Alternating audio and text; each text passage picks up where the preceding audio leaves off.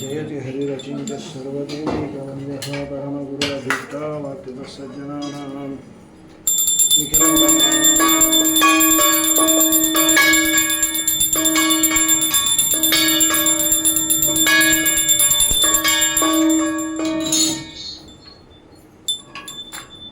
श्रीगुरुभ्यो नमः। आपादमूलिपर्यन्तं गुरूणाम् आकृतिं स्मरेत् तेन विघ्नाः प्रणश्यन्ति सिद्ध्यन्ति च मनोरथाः। सृष्टिश्चित्यप्येह नियतिदृशितमो बन्धमोक्षाश्च यस्मात्तस्य श्री ब्रह्मरुद्रप्रभृतिसुरनरद्वीषशत्रात्मकस्य विष्णोर्व्यस्ता समस्ताः सकलगुणनिधिः सर्वदोषोऽव्यपेतः पूर्णानन्दाव्ययो यो गुरुरपि परमः चिन्तयेतं महान्तं जन्माद्यस्य यतोऽन्वयादितरतश्चार्थे स्वभिघ्नस्वराट् तेने ब्रह्महृदायादिकवये मुख्यन्ति यं सूरयः तेजोवारिमृदां यथा विनिमयो यत्र त्रिसर्गो मृषा धाम्ना स्वेन सदा निरस्तकुहकं सत्यं परं धीमहि अभ्रमं भङ्गरहितं अजडं विमलं सदा आनन्दतीर्थमतुलं भजे तापत्रयापहं पूज्याय राघवेन्द्राय सत्यधर्मरताय च भजतां कल्पवृक्षाय नमतां कामधेनवे सत्याभिज्ञकराब्जोत्थान् पञ्चाशद्वर्षपूजकान् सत्यप्रमोदतीर्थार्यान् नौमिन्याय सुदारतान् स्वस्त्यस्थाचेदसताम् अखिलसन्मङ्गलानि भवन्तु। सम्यक् श्लोकैकश्रवणपठनमात्रेण वक्तुश्च श्रोतॄणां निखिलकलिकृतकामशापनोदनपटुतले धर्माद्यगणपुरुषार्थसाधनीभूते श्रीमद्भागवतमहापुराणे अद्य कथाप्रारम्भे सति किञ्चित् पूर्वकथानुवादः। ಭಗವಂತನ ಅದರಲ್ಲೂ ಕೃಷ್ಣಾವತಾರದ ಮಹಿಮೆಯನ್ನು ನನಗೆ ಹೇಳಿ ಎಂದಾಗ ಕಾರಣವನ್ನು ಹೇಳಿದರು. ನಮ್ಮ ಹಿರಿಯರಿಗೆ ತುಂಬ ಉಪಕಾರ ಮಾಡಿದ ರೂಪ, ಆದ್ದರಿಂದ ಅವನ ಕಥೆಯನ್ನು ನಾನು ಕೇಳಬೇಕು ಅಂತಿದ್ದೇನೆ. ನನಗೂ ಅವನಿಂದ ಉಪಕಾರ ಆಗಿದೆ. ಗರ್ಭದಲ್ಲಿದ್ದಾಗೆ ನಾನು ಸಾಯಬೇಕಾಗಿತ್ತು, ನನ್ನನ್ನು ದೇವರು ರಕ್ಷಣೆ ಮಾಡಿದ್ದಾನೆ ಅಂತ. ಇದರ ಮೇಲೆ ಒಂದು ಪ್ರಶ್ನೆಯನ್ನು ಮಾಡಿಕೊಡ್ತಾರೆ ಇಲ್ಲಿ ಎರಡು ಸತ್ಯಧರ್ಮತೀರ್ಥ ಶ್ರೀಪಾದಂಗಳವರು. ಪರಮಾತ್ಮ ದ್ರೌಣ್ಯಸ್ತ್ರ ವಿಪ್ಲುಷ್ಟಂ ಇದಂ ಮದಂಗಂ ಸಂತಾನ ಬೀಜಂ ಕುರುಪಾಂಡವಾನಾಂ ಜುಗೋಪಕುಕ್ಷಿಂ ಗತ ಆತ್ತ ಚಕ್ರ, ಚಕ್ರವನ್ನು ಹಿಡಿದು ನನ್ನನ್ನು ನನ್ನ ಅಮ್ಮನ ಗರ್ಭದಲ್ಲಿ ರಕ್ಷಣೆ ಮಾಡಿದ ಅಂತ. ಆ ಬ್ರಹ್ಮಾಸ್ತ್ರಕ್ಕೆ ಅಡ್ಡವಾಗಿ ಚಕ್ರ ಹಿಡಿದ. ಆದರೆ ಪ್ರಥಮ ಸ್ಕಂದ ಭಾಗವತದಲ್ಲಿ ಇದೇ ಪ್ರಸಂಗವನ್ನು ಹೇಳ್ತಾರೆ. ಅಲ್ಲಿ ಉತ್ತರಾದೇವಿ ಬಂದು ಪ್ರಾರ್ಥನೆ ಮಾಡಿದಾಗ ದೇವರು ಗದೆಯನ್ನು ಹಿಡಿದ ಅಂತ ಉಂಟು. ದೇವರು ಹಿಡಿದದ್ದು ಗದೆಯನ್ನು ಚಕ್ರವನ್ನು ಅಂತ ಪ್ರಶ್ನೆ. ಒಂದೇ ಗ್ರಂಥದಲ್ಲಿ ಕಾಂಟ್ರವರ್ಸಿ ಬಂದರೆ ಒಮ್ಮೆ ಗದೆ ಅಂದರು, ಒಮ್ಮೆ ಚಕ್ರ ಅಂದರು. ನಮಗಾದ್ರೆ ಬಗೆಹರಿಸ್ಬೋದು. ಅವರು ಮೊದಲನೇ ಸ್ಕಂದ ಬರೆದಾಗ ಸರಿಯಾಗಿತ್ತು ಅವ್ರಿಗೆ, ಆಮೇಲೆ 10ನೇ ಸ್ಕಂದ ಬರೀಬೇಕಾದ್ರೆ ತಲೆ ಕೆಟ್ಟಿತ್ತು, ಏನೇನೋ ಬರೆದಿದ್ದಾರೆ ಅಂತ. ವೇದವ್ಯಾಸ ದೇವರು ಸರ್ವಜ್ಞರು, ಹೀಗೆಲ್ಲ ವ್ಯತ್ಯಾಸ ಮಾಡಬಹುದಾ ಅಂದರೆ ಅದಕ್ಕೆ ಉತ್ತರ ಕೊಟ್ಟರು. ಚಕ್ರ ಅನ್ನೋದಕ್ಕೂ ಗದೆ ಅಂತ ಅರ್ಥವನ್ನು ಮಾಡಬಹುದು. ಯಾಕೆಂದರೆ ಚಕ್ರ ಅನ್ನೋದು ಅದು ಟೂಲ್ ಅಂತ, ಸಾಮಾನ್ಯ ಶಬ್ದ. ಎಲ್ಲ ಟೂಲ್ಸನ್ನು ಚಕ್ರ ಅಂತ ಕರಿಬಹುದು. ಯಾವುದೇ ಟೂಲ್ಸ್ ಅಂದರೆ ಅದು ಇರ್ರೆಸ್ಪೆಕ್ಟಿವ್ ಆಫ್ ಸ್ಪ್ಯಾನರ್ ಆಗ್ಬೋದು, ರಿಂಚ್ ಆಗ್ಬೋದು, ಕಟಿಂಗ್ ಪ್ಲೇಯರ್ ಆಗ್ಬೋದು, ಯಾವ್ದು ಬೇಕಾರಾಗ್ಬೋದು. ಪರ್ಟಿಕ್ಯುಲರ್ ಆಗಬೇಕು ಅಂದರೆ ಅದನ್ನು ಹೆಸರು ಮಾಡಬಹುದು. ಹಾಗೆ ಚಕ್ರ ಅನ್ನೋದಕ್ಕೆ ಯಾವ ಪದಾರ್ಥ ಅಂದರೆ ಆಯುಧಗಳಲ್ಲಿ ಎಲ್ಲವನ್ನೂ ಚಕ್ರ ಅಂತ ಕರಿಬಹುದು. ಇದು ಒಂದು ಅರ್ಥ. ಹಾಗಾಗಿ ಗಧೆ ಅಂತ ಅಲ್ಲಿ ಹೇಳಿದ್ದು, ಗಧೆಯನ್ನೇ ಇಲ್ಲಿ ಚಕ್ರ ಅಂತ, ಸಿನಾನಿಮ್ಸ್ ಅಂತ. ಚಕ್ರ ಅಂದರೆ ಯಾವ ಆಯುಧವನ್ನು ಬೇಕಾದ್ರೂ ತಗೊಳ್ಬಹುದು ಅಂತ ಒಂದು. ಗದೆಯಿಂದಲೇ ರಕ್ಷಣೆ ಮಾಡಿದ್ದು ಅಂತಾನೆ ನೀವು ಹಠ ಹಿಡಿಯೋದಾದರೆ, ದೇವರು ಗದೆಯನ್ನ ಸುತ್ತುತ್ತಾ ಇದ್ದದ್ದು ಹೇಗೆ ಕಾಣಿಸ್ತಾ ಇತ್ತು ಅಂದರೆ ಚಕ್ರದಂತೆ ಕಾಣಿಸ್ತಾ ಇತ್ತು ಅಂತ ಇನ್ನೊಂದು ಅರ್ಥವನ್ನು ಬರೀತಾರೆ. ಮತ್ತೊಂದು ಅರ್ಥ ಏನು ಅಂದರೆ, ನಾವು ದ್ವಾದಶ ಸ್ತೋತ್ರ ಪಾರಾಯಣ ಮಾಡ್ಬೇಕಾದ್ರೆ ಹೇಳ್ತೀವಲ್ಲ, ಶಂಖ ಚಕ್ರ ಗದಾ ಪದ್ಮಾಧರ ಚಿಂತ್ಯ ಹರೇರ್ಭುಜಾ. ದೇವರ ಕೈಯಲ್ಲಿ ಶಂಖ ಚಕ್ರ ಗದಾ ಪದ್ಮ ಎಲ್ಲ ಇದೆ. ಸ್ವಲ್ಪ ಹೊತ್ತು ಗದೆ ಇಟ್ಟ, ಸ್ವಲ್ಪ ಹೊತ್ತು ಚಕ್ರ ಇಟ್ಟ, ನಿನ್ನ ಗಂಟೇನು ಹೋಯ್ತು ಅಂದರು ಸತ್ಯಧರ್ಮ. ಅಂದರೆ ಈ ಸ್ಪಿರಿಟಲ್ಲೇ ಅವನು ಯಾವ್ದು ಹಿಡ್ಕೊಂಡೆ ನಿಂದೇನು ಹಂಗಲ್ರಿ, ಯಾವ್ದು ಹಿಡ್ಕೊಂಡ ನಮಗೆ ಚಲೋದ್ನಾಗ ತಿಳಿಸ್ರಿ ಅಂತ ಈ ನಮ್ಮ ಆಡು ಶೈಲಿಯಲ್ಲಿ ಅವರಂತಾರೆ. ಹಾಗಾಗಿ ಕೆಲವು ಹೊತ್ತು ಚಕ್ರದಿಂದ, ಕೆಲವು ಹೊತ್ತು ಗದೆಯಿಂದ ದೇವರು ಅವನನ್ನು ಉದ್ಧಾರ ಮಾಡಿದ ಅಂತ. ಇದು ಒಂದು ಪ್ರಶ್ನೆಗೆ ಉತ್ತರ. ಮಗುವನ್ನ ಗರ್ಭದಲ್ಲಿ ರಕ್ಷಣೆ ಮಾಡಿದ್ನೋ ಹೊರಗೆ ರಕ್ಷಣೆ ಮಾಡಿದ್ನೋ ಅಂತ ಈ ಪ್ರಶ್ನೆ ಬಂತು ಯಾಕೆ? ಮಹಾಭಾರತದಲ್ಲಿ ಏನಿದೆ ಅಂದರೆ ಆ ಮಗು ಸತ್ತೇ ಹುಟ್ಟಿತು ಅಂತಿದೆ. ಆಗ ಮತ್ತೆ ಕೃಷ್ಣನನ್ನು ಪ್ರಾರ್ಥನೆ ಮಾಡಿದರು, ದಯಮಾಡಿ ಏನಾದರೂ ಮಾಡಿ ರಕ್ಷಣೆ ಮಾಡು ಅಂತ. ಆ ಮಾತೇ ಇದೆ, ಗರ್ಭಸ್ಥಸ್ಯ ಬಾಲಸ್ಯ ವಿನಾ ಪ್ರಾಣೇನ ಪಾತನಂ. ಪ್ರಾಣೇನ ವಿನ, ಪ್ರಾಣ ಇಲ್ಲದೆ ಅದು ಗರ್ಭದಿಂದ ಪತನ ಆಯಿತು, ಕೆಳಗೆ ಬಂತು. ತಥಾಮೃತ ಶಿಶುರಯಂ ಜೀವತಾಂ ಅಭಿಮನ್ಯುಜಃ ಇತ್ಯುಕ್ತೆ ವಾಸುದೇವೇನ ಸಬಾಲೋ ಭರತರ್ಷಭ ಶನೈ ಮಹಾರಾಜ ಪ್ರಾಸ್ಯಂದತ ಸಚೇತನಃ ಇತ್ಯುಕ್ತಿ. ಈ ಮಾತಿದೆ. ಪುನಃ ಆ ಮಗು ಕೈಕಾಲು ಆಡಿಸಿ ಎಲ್ಲರಿಗೂ ಕೈಕಾಲು ಆಡುವಂತೆ ಆಯಿತು. ಹಾಗಾದರೆ ದೇವರು ಒಳಗೆ ರಕ್ಷಣೆ ಮಾಡಿದ್ನು ಹೊರಗೆ ರಕ್ಷಣೆ ಮಾಡಿದ್ನು? ಅದಕ್ಕೆ ಅಂದರು ಒಳಗೂ ಮಾಡ್ದ ಹೊರಗೂ ಮಾಡ್ದ. ಅಂತರ್ಬಹಿಶ್ಚ ತತ್ಸರ್ವಂ ವ್ಯಾಪ್ಯ ನಾರಾಯಣ ಸ್ಥಿತ ಅಂತ ಶ್ರೀಮದಾಚಾರ್ಯರು ಎರಡನ್ನೂ ಸೇರಿ ಮಹಾಭಾರತ ತಾತ್ಪರ್ಯದಲ್ಲಿ ಒಂದೇ ಮಾತಾಡಿದ್ರು. ಪುನರುಜ್ಜೀವಯಾಮಾಸ ಕೇಶವ ಪಾರ್ಥ ತಂತವೇ. ಇದು ಮಧ್ವರ ಮಾತು. ಪುನಃ ಬದುಕಸ್ದ ಅಂದ್ಬಿಟ್ರು. ಪುನಃ ಬದುಕಸ್ದ ಅನ್ನುವ ಒಂದು ಮಾತಿನಿಂದ ಗೊತ್ತಾದದ್ದೇನು ಅಂದರೆ ಆಲ್ರೆಡಿ ಒಮ್ಮೆ ರಕ್ಷಣೆ ಮಾಡಿದ್ದ. ಒಳಗೆ ರಕ್ಷಣೆ ಮಾಡಿದ್ದು ಯಾರಿಗೆ ಗೊತ್ತು? ಸ್ಕ್ಯಾನಿಂಗ್ ಮೆಷಿನ್ ಇಲ್ಲ, ಅದು ಅವನಿಗೆ ಮಾತ್ರ ಗೊತ್ತು. ಪರೀಕ್ಷಿತನಿಗೆ ದೇವರು ನನ್ನನ್ನು ರಕ್ಷಣೆ ಮಾಡಿದ ಅಂತ ಅವನಿಗೆ ಬಾಯಿಲ್ಲ. ನಾನು ದೇವರನ್ನು ನೋಡಿ ಇವನೇ ನನ್ನನ್ನು ರಕ್ಷಣೆ ಮಾಡಿದ್ದು ಅಂತ ಹೇಳುವ ಯೋಗ್ಯತೆ ಹುಟ್ಟಿದಾಗಿಲ್ಲ. ಹಾಗಾಗಿ ದೇವರು ಒಳಗೂ ರಕ್ಷಕ ನಾನೇ ಹೊರಗೂ ರಕ್ಷಕ ನಾನೇ ಅನ್ನೋದನ್ನು ತಿಳಿಸೋ ಸಲುವಾಗಿ ಪುನರುಜ್ಜೀವಯ ಮಾಸ, ಪುನಃ ಬದುಕಿಸ್ದ ಅಂತ ಎರಡು ರೀತಿಯಿಂದಲೂ ಒಳಗೆ ಹೊರಗೆ ನೋಡಿಕೊಳ್ಳೋನು ನಾನೇ ಅಂತ ಅವನ ಕಥೆಯನ್ನು ವಿಸ್ತಾರವಾಗಿ ಹೇಳಿ ಒಳ್ಳೆಯ ಪ್ರಶ್ನೆ ಮಾಡಿದ್ವಿ. ವಾಸುದೇವ ಕಥಾ ಪ್ರಶ್ನ ಪುರುಷಾನ್ ಸ್ತ್ರೀನ್ ಪುನಾತಿ ವಕ್ತಾರಂ ಪೃಚ್ಛಕಂ ಶ್ರೋತೃಂ ತತ್ಪಾತ ಸಲಿಲಂ ಯಥಾ. ವಾಸುದೇವನ ಕಥೆ 3 ಜನರನ್ನು ಉದ್ಧಾರ ಮಾಡುತ್ತಂತೆ. ಯಾರ್ಯಾರು? ವಕ್ತಾರ, ಒಬ್ಬ ಪ್ರಶ್ನೆ ಮಾಡುವವ, ಇನ್ನೊಬ್ಬ ಪ್ರಶ್ನೆಗೆ ಉತ್ತರ ಕೊಡೋನು ವಕ್ತಾರ, ಇನ್ನೊಬ್ಬ ಪೃಚ್ಛಕ. ವಕ್ತಾರಂ ಪೃಚ್ಛಕಂ ಶ್ರೋತೃನ್. ಒಬ್ಬ ಪ್ರಶ್ನೆ ಇನ್ನೊಬ್ಬ ಉತ್ತರ. ಈ ಮಧ್ಯದಲ್ಲಿ ಮಧ್ಯವರ್ತಿ ಒಬ್ಬ ಇರ್ತಾನೆ. ಇವ್ರು ಏನು ಹೇಳ್ಬೋದು, ಅವನ ಪ್ರಶ್ನೆಗೆ ಇವನೇನು ಉತ್ತರ ಹೇಳ್ಬೋದು ಅನ್ನೋ ಕ್ಯೂರಿಯಾಸಿಟಿಯಿಂದ ಕಾಯ್ತಾ ಇರ್ತಾನಲ್ಲ.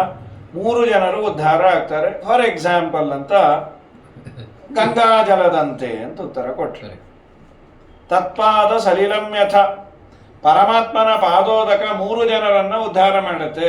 ಯಾರವರು 3? 16 ಬಾರಿ ಬದರಿ ಯಾತ್ರೆ ಮಾಡಿದವರಿಗೆ ಒಳ್ಳೆ ಎಕ್ಸ್ಪೀರಿಯನ್ಸ್ ಇರುತ್ತೆ.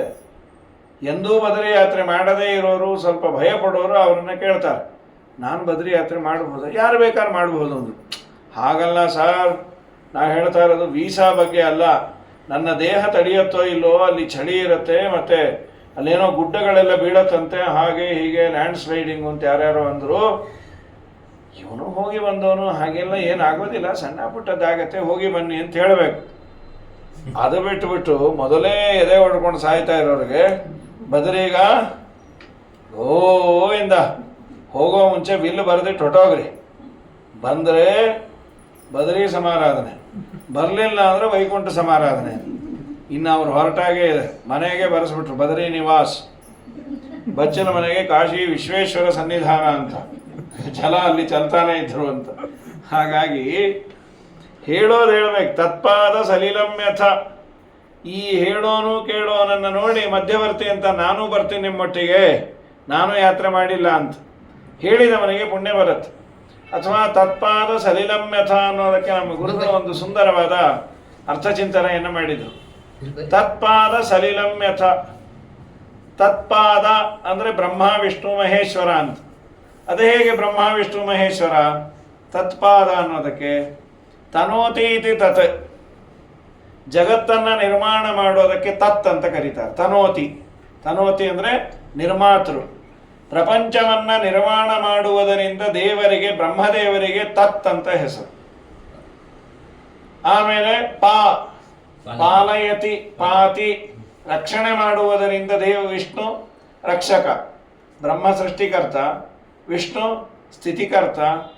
ಆಮೇಲೆ ತತ್ಪಾದ ದ ಅಂತಿದೆಯಲ್ಲ, ಪಾ ಆಯಿತು, ದು ಅವಖಂಡನೆ, ದ ಅಂದರೆ ನಾಶ ಮಾಡೋದು.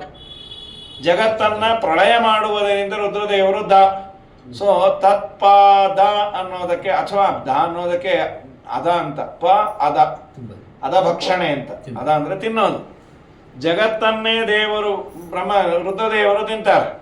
ತಿನ್ನೋದರಿಂದ ರುದ್ರದೇವರಲ್ಲಿ ರುದ್ರಾಂತರ್ಗತನಾಗಿ ದೇವರೇ ಇರ್ತಾನೆ ಅಂತೂ ಆ ಡಿಪಾರ್ಟ್ಮೆಂಟ್ ಅವರು ಲಯಕರ್ತರು ಅಂತ ಮಾಡಿಟ್ಯಾರ. ಸೊ ಬ್ರಹ್ಮ ವಿಷ್ಣು ಮಹೇಶ್ವರರಿಗೆ ಉಪಯೋಗ ಬಿದ್ದ ನೀರು ಗಂಗೆ ಅಂತ. ಯಾಕೆ?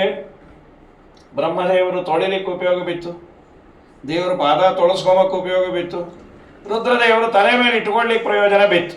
ಆದ್ದರಿಂದ ಗಂಗೆ 3 ಜನಕ್ಕೆ ಸಂಬಂಧಪಟ್ಟದ್ದು.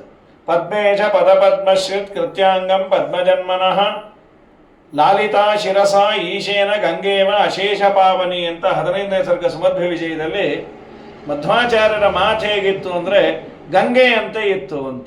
ಕಂಪೇರ್ ಮಾಡಬೇಕಾದ್ರೆ ಅಲ್ಲಿ ಇಲ್ಲಿರೋ ಒಂದು ಕಾಮನ್ ಫ್ಯಾಕ್ಟರ್ ಬೇಕಲ್ವಾ, ಸುಮ್ಮನೆ ಯಾರಿಗೋ ಕಂಪೇರ್ ಮಾಡೋದಿಲ್ಲ. ಗಂಗೆಗೂ ಹಾಗೂ ಮಧ್ವರ ಶಾಸ್ತ್ರಕ್ಕೂ ಅಥವಾ ಮಧ್ವರ ಮಾತಿಗೂ ಏನು ಸಾಮ್ಯ ಏನು? ಎಷ್ಟು ಸುಂದರವಾಗಿ ನಾರಾಯಣ ಪಂಡಿತರು ಹೇಳ್ತಾರೆ ಅಂದರೆ, ಪದ್ಮೇಶ ಪದ ಪದ್ಮಶ್ರಿತೆ, ಪದ್ಮೆಗೆ ಈಶ, ಪದ್ಮ ಈಶ ಅಂದರೆ ಲಕ್ಷ್ಮೀದೇವಿಗೆ ಒಡೆಯ ದೇವರು. ಪದ್ಮೇಶ ಪದ, ಪದ ಅಂದರೆ ಪಾದ, ಅದನ್ನು ಆಶ್ರಯಿಸಿಕೊಂಡಿದೆ. ಗಂಗೆಗೆ ಆಶ್ರಯ ಯಾವುದು ಅಂದರೆ ಪರಮಾತ್ಮ, ಗಂಗಾಜನಕ. ಪದ್ಮೇಶ ಪದ ಪದ್ಮಶ್ರಿತೆ. ಸರಿ, ಸೊ ಪರಮಾತ್ಮನ ಪಾದದ ಸಂಘವನ್ನ ಪಡೆದಿದೆ, ಆದ್ದರಿಂದ ಪರಮಾತ್ಮನಿಗೆ ಸಂಬಂಧ ಪಡೆದಿದೆ. ಆಮೇಲೆ ಬ್ರಹ್ಮದೇವರಿಗೆ ಹೇಗೆ ಸಂಬಂಧಪಟ್ಟಿದೆ? ಕೃತ್ಯಾಂಗಂ ಪದ್ಮಜನ್ಮನಃ, ಕೃತಿಯ ಅಂಗ, ಪರಮಾತ್ಮನ ಪಾದವನ್ನ ತೊಳಿಲಿಕ್ಕೆ ಉಪಯೋಗ ಬಿದ್ದದ್ದು ಗಂಗೆ. ಅದನ್ನ ರುದ್ರದೇವರು ಬಹಳ ಸಂತೋಷದಿಂದ ತಲೆಯ ಮೇಲೆ ಧಾರಣೆ ಮಾಡಿದ್ರು ಗಂಗೆ. ಗಂಗೆ ಸರಿ ಹೋಯಿತು. ನಿಮ್ಮ ಆಚಾರ್ಯರ ಮಾತು ಪದ್ಮೇಶ ಪದ ಪದ್ಮಶ್ರಿತ್, ಶ್ರೀಮದಾಚಾರ್ಯರ ಮಾತು ಪದ್ಮೇಶ ಅಂದ್ರೆ ಪರಮಾತ್ಮನ, ಪದ ಅಂದ್ರೆ ಬರೀ ಪಾದ ಅಲ್ಲ, ಉತ್ತಮಾನಾಂ ಸ್ವರೂಪಂತು ಪಾದ ಶಬ್ದೇನ ಭಣ್ಯತೆ ಅಂತಾರೆ. ದೊಡ್ಡವರನ್ನ ನಾವು ರೆಕಗ್ನೈಸ್ ಮಾಡೋದು ಶ್ರೀಪಾದಂಗಳವರು ಬಂದ್ರು, ಶ್ರೀಪಾದರು ಬಂದ್ರು. ಬರೀ ಪಾದ ಏನು ಬಂದಿರಲ್ಲ, ಅವರೇ ಬಂದಿರ್ತಾರೆ. ಬರೀ ಪಾದ ಬಂದ್ರೆ ಎದೆ ಹೊಡೆದೋಗುತ್ತೆ ಅಷ್ಟೇ. ಹಾಗಾದ್ರೆ ಶ್ರೀಪಾದರು ದೊಡ್ಡವರನ್ನ, ಪದ ಪಾದ ಅಂದ್ರೆ ಸ್ವರೂಪ ಅಂತ, ಪರಮಾತ್ಮನ ಸ್ವರೂಪವನ್ನ ತಿಳಿಸುವುದೇ ಸರ್ವಮೂಲ ಗ್ರಂಥಗಳ ಪ್ರಧಾನ ಉದ್ದೇಶ. ಆಚಾರ್ಯರ ಬ್ರಹ್ಮಸೂತ್ರ ಭಾಷೆ ಆಗಲಿ ಅಥವಾ ಅನುವ್ಯಾಖ್ಯಾನ ಆಗಲಿ, ಯಾವುದೇ ಗ್ರಂಥದ ಪ್ರತಿಜ್ಞೆ ಏನು? ನಾರಾಯಣಂ ಗುಣೈಸ್ಸರ್ವೈಃ ಉದೀರ್ಣಂ ದೋಷವರ್ಜಿತಂ ಜ್ಞೇಯಂ ಗಮ್ಯಂ ಗುರುಂಶ್ಚಾಪಿ ನತ್ವಾ ಸೂತ್ರಾರ್ಥ ಉಚ್ಯತೆ. ಇದು ಸೂತ್ರ ಭಾಷ್ಯದ್ದು. ಇದರ ವಿವರಣೆಯನ್ನೇ ಅನುವ್ಯಾಖ್ಯಾನದಲ್ಲಿ ನಾರಾಯಣಂ ನಿಖಿಲ ಪೂರ್ಣ ಗುಣೈಕ ದೇಹಂ ನಿರ್ದೋಷಂ ಆಪ್ಯತಮಮಪ್ಯಖಿಲೈ ಸುವಾಕ್ಯೈಃ ಅಸ್ಯೋದ್ಭವಾದಿದಂ ಅಶೇಷ ವಿಶೇಷತೋಪಿ ವಂದ್ಯಂ ಸದಾ ಪ್ರಿಯತಮಂ ಮಮ ಸನ್ನಮಾಮಿ. ಹೀಗಾಗಿ ಆಚಾರ್ಯರ ಗ್ರಂಥದ ಉದ್ದೇಶವೇ ದೇವರ ಸ್ವರೂಪವನ್ನು ಸರಿಯಾಗಿ ತಿಳಿಸಿಕೊಡೋದು. ಹಾಗಾಗಿ ಮಧ್ವಾಚಾರ್ಯರ ಮಾತಿನ ಉದ್ದೇಶವೇ ಪರಮಾತ್ಮನ ಪಾದವನ್ನ ತಿಳಿಸಿಕೊಡೋದು. ಅದನ್ನೇ ಅದು ನಿರೂಪಣೆ ಮಾಡಿದ್ದರಿಂದ ಶ್ರೀಮದಾಚಾರ್ಯರ ಮಾತಿಗೆ ಪರಮಾತ್ಮನ ಸಂಬಂಧ ಉಂಟು. ಇನ್ನ ಬ್ರಹ್ಮದೇವರು ಪರಮಾತ್ಮನ ಪಾದವನ್ನ ತೊಳೆಯೋದಕ್ಕೆ ಗಂಗೆ ಉಪಯೋಗ ಬಿದ್ದ ಹಾಗೆ ಮಧ್ವಶಾಸ್ತ್ರ ಬ್ರಹ್ಮದೇವರಿಗೆ ಹೇಗೆ ಉಪಯೋಗ ಬಿತ್ತು? ಬ್ರಹ್ಮ ಪದವಿಗೆ ಉಪಯೋಗ ಬಿತ್ತು. ಮಧ್ವಾಚಾರ್ಯರು ಶಾಸ್ತ್ರ ರಚನೆ ಮಾಡಿ ಎಲ್ಲರಿಗೆ ಉಪದೇಶ ಮಾಡಿದ್ದಕ್ಕೆ ದೇವರು ಕೊಟ್ಟದ್ದೇನು ಅಂದ್ರೆ, ನೀನು ಬ್ರಹ್ಮ ಪದವಿಗೆ ಬಾ ಅಂತ ಪ್ರಮೋಷನ್ ಅನ್ನ ಕೊಟ್ಟ. ಹಾಗಾಗಿ ವಾಯುದೇವರೇ ಬ್ರಹ್ಮರು, ವಾಯುದೇವರಿಗೆ ಸಹಭೋಗ ಅನನ್ಯ ಲಭ್ಯಮಸ್ಮೈ ಹನುಮದ್ ರೂಪವತೆ ತದೌ ಪುರಾಹಿ. ಸಹಭೋಗ ಅಂದ್ರೆ ಬ್ರಹ್ಮ ಪದವಿ ಅಂತ. ಸೊ ಬ್ರಹ್ಮ ಪದವಿ ಬಂತು. ಇದು ಆಚಾರ್ಯರ ಮಾತು. ಇನ್ನು ರುದ್ರದೇವರು ತಲೆ ಮೇಲೆ ಗಂಗೆಯನ್ನ ಇಟ್ಕೊಂಡ್ರು. ನಿಮ್ಮ ಮಧ್ವಾಚಾರ್ಯರ ಮಾತನ್ನ ತಲೆ ಒಳಗೆ ಇಟ್ಕೋತಾರೆ ಅಂದ್ರೆ, ರುದ್ರದೇವರು ತಲೆ ಒಳಗೆ, ರುದ್ರಾದಿ ದೇವತೆಗಳು ಶ್ರೀಮದಾಚಾರ್ಯರ ಶಾಸ್ತ್ರವನ್ನ ಆನಂದದಿಂದ ಎತ್ತಿ ಹೊತ್ತು ಮೆರಿತಾರಂತ. ಪೀಠೇ ರತ್ನೋಪಕೃತೆ ರುಚಿರ ರುಚಿಮಣಿರ್ ಜ್ಯೋತಿಷ ಸನ್ನಿಷಣ್ಣಂ ಬ್ರಹ್ಮಾಣಂ ಭಾವಿನಂ ತ್ವಾಂ ಜ್ವಲತಿ ನಿಜಪದೇ ವೈದಿಕಾದ್ಯಾಹಿ ವಿದ್ಯಾ ಸೇವಂತೆ. ಯಾರ್ಯಾರೋ ಆಚಾರ್ಯರ ಸೇವೆ ಅಲ್ಲ ಮಾಡೋದು, ವೇದಾಭಿಮಾನಿ ದೇವತೆಗಳು ರುದ್ರದೇವರು ಇಂದ್ರದೇವರು ಆಚಾರ್ಯರನ್ನ ಪಲ್ಲಕ್ಕಿಯಲ್ಲಿ ಕೂಡಿಸಿಕೊಂಡು ಹೊರತಾರೆ. ಇವರು ನಮ್ಮ ಗುರುಗಳು ಅಂತ. ಗಿರೀಶ ಗುರು ಅಮರೇಂದ್ರ ಮುಖೈಶ್ಚಯ ಚರಣ ರೇಣು ರಥಾರಿ ಸುರಾಧಿಪೈಹಿ ಕ್ಷಿತಿ ಸುರಂಗ ಅಭಿವಂದನ ಪೂರ್ವಕಂ ಸವಿದದೆ ಅಧ್ಯಯನಂ ಛಲಮಾನುಷಃ. ಮಧ್ವಾಚಾರ್ಯರು ಗುರುಗಳ ಹತ್ರ ಸೇರಿದರೆ ನಾರಾಯಣ ಪಂಡಿತರಂತಾರೆ, ಇವ್ರಿಗೆ ಯಾಕೆ ಬೇಕು ಗುರು? ಯಾಕೆ ಅಂದರು, ಯಾರ್ಯಾರು ದೊಡ್ಡ ದೊಡ್ಡವರು ಅವ್ರಿಗೆಲ್ಲ ಇವರೇ ಪ್ರೊಫೆಸರು.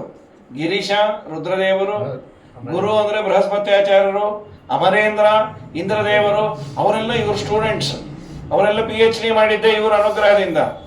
ಅಂಥ ವಾಯುದೇವರು ಒಬ್ಬ ಟೀಚರ್ ಹತ್ರ ಹೋಗಿ ನನಗೂ ಹೇಳ್ಕೊಡು ಅಂತಾರಲ್ಲ, ಏನು ಲೋಕದ ಅನುಕರಣೆ ಅನುಸರಣೆ ಅದನ್ನೇ ಅಂತ. ನೀನೇ ರುದ್ರಾದಿಗಳಿಗೆ ಗುರುವಪ್ಪ. ಪ್ರಾಣ ಅಪಾನ ವ್ಯಾನ ಉದಾನ ಸಮಾನ ನೀನೆ ಆನಂದ ಭಾರತಿ ರಮಣ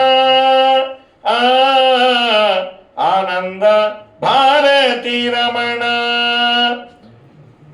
ನೀನೇ ಶರ್ವಾದಿ ಗೀರ್ವಾಣಾದ್ಯರಿಗೆ ಜ್ಞಾನಧನ ಪಾನಿಪ ವರೇಣ್ಯ ಜ್ಞಾನಧನ ಪಾಲಿಪ ವರೇಣ್ಯ. ನಾನು ನಿರತದಲ್ಲಿ ಏನೇನೆಸಗಿದೆ ಮಾನಸಾದಿ ಕರ್ಮ ನಿನಗೊಪ್ಪಿಸುವೆನು. ಪ್ರಾಣನಾಥ ತಿರಿವಿಜಯ ವಿಠಲನ ಕಾಣಿಸಿಕೊಡುವುದು ಭಾನುಪ್ರಕಾಶ ಪವಮಾನ ಪವಮಾನ ಪವಮಾನ ಜಗದ ಪ್ರಾಣ. ನೀನೇ ಶರ್ವಾದಿ ಗೀರ್ವಾಣಾದ್ಯರಿಗೆ ಜ್ಞಾನಧನ ಪಾಲಿಪ ವರೇಣ್ಯ. ಅವ್ರಿಗೆಲ್ಲ ಪಾಠ ಹೇಳೋರೇ ಇವರು. ಕೃತ್ಯವಾಸನೆ ಹಿಂದೆ ನೀ 40 ಕಲ್ಪ ಸಮೀರನಲ್ಲಿ ಶಿಷ್ಯತ್ವವಹಿ ಸಖಿಣಾಗಮಾರ್ಥಗಳೋದಿ ಜಲಧಿಯೊಳು 10 ಕಲ್ಪವ ತಪವಗೈದ ಆದಿತ್ಯರೊಳಗು ತುಮನು ಎನಿಸಿ ಪುರುಷೋತ್ತಮನ ಪರ್ಯಂಕ ಪದವೈದಿದಯೋ ಮಹದೇವ. ಸ್ವಚ್ಛವಾಗಿ ಹೇಳೋದು ಆಚಾರ್ಯರು ಅನುವ್ಯಾಖ್ಯಾನದಲ್ಲಿ ಹೇಳಿದ ಮಾತಿದು. ಲಿಂಗಾಲ್ ಆತವ್ಯತ ಪೂರ್ವಂ. ಏನು ರುದ್ರದೇವರ ಅಧ್ಯಯನದ ಬಗ್ಗೆ ಪ್ರಶ್ನೆ ಬಂದದ್ದು ಯಾಕೆ ಅಂದರೆ, ಮೇಲಿಂದ ಮೇಲೆ ಓದಿ ಅಂತ ಒಂದು ವೇದವ್ಯಾಸ ದೇವರ ಸೂತ್ರ. ಒಮ್ಮೆ ಓದಿ ಬಿಟ್ಟರೆ ಎಲ್ಲ ಬರುತ್ತೆ ಅನ್ಕೋಬೇಡ್ರಿ. ಓಂ ಆವೃತ್ತಿ ಅಸಕೃತ್ ಉಪದೇಶಾತ್. ಅಸಕೃತ್ ಅಂದರೆ ಮೇಲಿಂದ ಮೇಲೆ ಮೇಲಿಂದ ಮೇಲೆ ಶಾಸ್ತ್ರವನ್ನು ಓದಿ ಓದಿ ಓದಿ ಅಂದರು. ಯಾರನ್ನ ಓದ್ದವ್ರು ಇದಾರ ಸಾರ್ ಅಂದರೆ ಮಧ್ವಾಚಾರ್ಯರು ಹೇಳಿದ್ರು, ರುದ್ರದೇವರು ರುದ್ರ ಪದವಿಗೆ ಬರುವ ಮುಂಚೆ ಬ್ರಹ್ಮದೇವರಲ್ಲಿ ಓದಿದ್ದು ಎಷ್ಟು ಗೊತ್ತಾ ಅಣ್ಣ ಅಂದರು. ಗೊತ್ತಿಲ್ಲ ಸರ್, ಒಂದು 2-3 ವರ್ಷ. 75 ವರ್ಷ ಓದಿದ್ದಾರೆ. ಅದು ನಿನ್ನ ಆಯುಷ್ಯ ಅಲ್ಲ, ಬ್ರಹ್ಮದೇವರ ಆಯುರ್ಮಾನ ಅಂತ. ಏನದು ಬ್ರಹ್ಮದೇವರ ಆಯುಷ್ಯ 75 ವರ್ಷ ಓದೋದು ಅಂದರೆ ತುಂಬ ದೊಡ್ಡದು. ನಮ್ಮ 864 ಕೋಟಿ ವರ್ಷ ಬ್ರಹ್ಮದೇವರು ಒಂದು ದಿವಸ ಇಂಟು 360 ಇಂಟು 75 ಇಷ್ಟು ವರ್ಷ ಓದಿಯಾರಂತೆ. ಹಾಗಾಗಿ ಯಾರ್ಯಾರು ಎಷ್ಟೆಷ್ಟು ವರ್ಷ ಓದಿದ್ರು ಅಂತ ರುದ್ರದೇವರು, ಸುಮನಸ್ ಅಂತ ಗರುಡದೇವರು, ಆಮೇಲೆ ಇಂದ್ರದೇವರು ಇವರೆಲ್ಲ ಬಹಳ ಓದಿದಾರಪ್ಪ, ಅದಕ್ಕೆ ಆ ಪದವಿ ಬಂದಿದೆ. ನೀ ಅಷ್ಟು ಓದ್ಲಿಕ್ಕೆ ಆಗೋದು ಇಲ್ಲ, ನಿಂಗೆ ಆ ಪದವಿ ಬರೋದೂ ಇಲ್ಲ. ನಿಂಗೆ ಬೇಕಾದ ಪದವಿ ಬರಬೇಕಾದ್ರೂ ನೀ ಮೇಲಿಂದ ಮೇಲೆ ಅಧ್ಯಯನ ಮಾಡು, ಒಮ್ಮೆ ಮಾಡಿದರೆ ಸಾಲದು ಅಂತ ಹೇಳಲಿಕ್ಕಿದೆ. ಎಕ್ಸಾಂಪಲ್ ಆಗಿ ಹೇಳಿದ್ದು ಅದನ್ನೇ ಕೃತ್ಯವಾಸನೆ ಹಿಂದೆ ನೀ 40 ಕಲ್ಪ ಸಮೀರನಲ್ಲಿ ಶಿಷ್ಯತ್ವ ವಹಿಸಿ ಅಂತ ಅಂದರು. ಹೀಗಾಗಿ ಪದ್ಮೇಶ ಪದಪದ್ಮಶ್ಚಿತ್ ಅಂತ ಸುಮಧ್ವಿಜಯ ಹೇಳ್ತಲ್ಲ, ಭಾಗವತ ಹೇಳಿದ ಮಾತೇ ಅದು. ಪರಮಾತ್ಮನ ಪಾದೋದಕವನ್ನು ಹೇಗೆ 3 ಜನ ಉದ್ಧಾರ ಆಗ್ತಾರೋ ಅದರಿಂದ ಅದರಂತೆ ಒಳ್ಳೆ ಕೆಲಸ ಪ್ರಶ್ನೆಯನ್ನು ಮಾಡಿದೆ. ಭೂಮಿದೃಪ್ತ ರಾಜಧಾನಿ ತತಸ್ಸಾಭೂತ್ ಸರ್ವಯಾದವ ಭೂಭುಜಾಂ ಮಥುರಾ ಭಗವಾನ್ಯತ್ರ ನಿತ್ಯಂ ಸನ್ನಿಹಿತೋ ಹರಿ. ಶೂರಸೇನ ವಸುದೇವನಿಗೆ ಇವಳನ್ನು ಕೊಟ್ಟು ಮದುವೆ ಮಾಡಬೇಕು. ಅಲ್ಲಿ ಪರಮಾತ್ಮ ಬಂದ ಅಥವಾ ಪರಮಾತ್ಮ ಬರ್ತಾನೆ ಅನ್ನೋದಕ್ಕೆ ವಿಶೇಷವಾಗಿ ದೇವರ ಸನ್ನಿಧಾನ ಉಳ್ಳದ್ದಾಗಿ ಬಿಡ್ತು, ಸದಾ ಇರುತ್ತೆ ಅಂತ ಇಲ್ಲೊಂದು ಸಣ್ಣ ಕ್ಲಾರಿಫಿಕೇಶನ್ಕಿನ್ನ ಒಂದು ಒಳ್ಳೆ ಪ್ರಮೇಯವನ್ನು ಟಿಪ್ಪಣಿಕಾರರು ಬರೆದಿದ್ದಾರೆ ಸತ್ಯ ಧರ್ಮರು. ಇಲ್ಲೇನಿದೆ, ಮಥುರಾ ಭಗವಾನ್ಯತ್ರ ನಿತ್ಯಂ ಸನ್ನಿಹಿತೋ ಹರಿ. ಮಥುರೆಯಲ್ಲಿ ದೇವರ ಸನ್ನಿಧಾನ ಸದಾ ಇರುತ್ತೆ ಅಂತ ಒಂದು ಮಾತಿದೆ. ಏನಿದು ಅಂದಾಗ ಒಂದು ಪ್ರಮೇಯ ದ್ವಿವಿಧ ಸನ್ನಿಧಿ ಪ್ರೋಕ್ತ. ಸನ್ನಿಧಾನ 2 ರೀತಿಯಿಂದ, ಒಂದು ಕೃತ್ರಿಮ, ಇನ್ನೊಂದು ಸ್ವಾಭಾವಿಕ. ಕೃತ್ರಿಮ ಅಂದರೆ ನಾವು ಅಲ್ಲಿ ಸನ್ನಿಧಾನವನ್ನು ತರೋದು, ಸ್ವಾಭಾವಿಕವಾಗಿ ಇರೋದು, ಸಹಜವಾಗಿ ಇರೋದು ಒಂದು, ಇನ್ನೊಂದು ಬಂದು ಹೋಗೋದು. ಕೃತ್ರಿಮ ಯಾವುದು, ಸ್ವಾಭಾವಿಕ ಯಾವುದು ಅನ್ನೋ ಅಂಶವನ್ನು ಇಲ್ಲೊಂದು ಸುಂದರವಾಗಿ ಹೇಳ್ತಾರೆ. ಸ್ವಾಭಾವಿಕ ಸ್ವಾಂತರಸ್ಯಾತ್ ಪ್ರತಿಮಾ ಜೀವಗೋ ಯಥಾ ಇತಿ ಚ. ಇನ್ನು ಪ್ರತಿಮಾಗತೋ ಅಚೇತನ ಪ್ರತಿಮಾದಿಗತಃ ಕೃತ್ರಿಮಃ ಸರ್ವಜೀವಾಂತರ್ಗತಃ ಸನ್ನಿಧಿ ಸ್ವಾಭಾವಿಕಃ ಇತ್ಯರ್ಥಃ ಇತಿ ವ್ಯಾಸೋಕ್ತೇಃ ಅಂತ.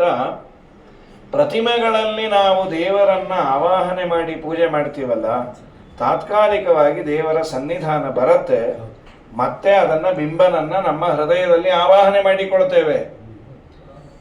ಆವಾಹನೆಯೂ ಇಲ್ಲ, ವಿಸರ್ಜನೆಯೂ ಇಲ್ಲ, ಸದಾ ಸನ್ನಿಧಾನ ಇರುವಂತ ಸ್ಥಳ ಯಾವುದು ಅಂದ್ರೆ ಜೀವಾಂತರ್ಗತನಾದ ರೂಪ ಅಂತ. ನಮ್ಮ ನಿಮ್ಮಲ್ಲೆಲ್ಲ ಏನು ಭಗವಂತನ ರೂಪ ಇದೆ, ಅಲ್ಲಿ ಆವಾಹನೆ ವಿಸರ್ಜನೆ ಏನಿಲ್ಲ. ಆದರೆ ಇವನು ಒಳ್ಳೆ ಸಾಧಕನಾದರೆ ದೇವರ ಸನ್ನಿಧಾನ ಹೆಚ್ಚು. ಸಾಧನೆಗೆ ತಕ್ಕಂತೆ ದೇವರಿದ್ದೇ ಇದ್ದಾನೆ. ಔಟ್ಪುಟ್ ಇದೆಯಲ್ಲ, ಔಟ್ಪುಟ್ ಏನಾದರೂ ಕೆಲಸ ಮಾಡಬೇಕಾದ್ರೆ ಇವನ್ ಸಮ್ ಇನ್ಪುಟ್ ಒಳಗಿಟ್ಟಿರ್ಬೇಕು. ಅವನು ಇವನು ಒಂಚೂರು ಆಚಾರ ವಿಚಾರ ಭಗವಂತನ ತತ್ವಜ್ಞಾನ ಅದು ಹೆಚ್ಚೆಚ್ಚು ಇದ್ದಷ್ಟು ದೇವರ ಇದು. ಇನ್ನು ಇದು ಒಂದಾಯಿತು, ಶಾಲಿಗ್ರಾಮದಲ್ಲಿ ಸದಾ ದೇವರ ಸನ್ನಿಧಾನ, ಅಲ್ಲಿ ಯಾವ ಆವಾಹನೆ ವಿಸರ್ಜನೆ ಇಲ್ಲ.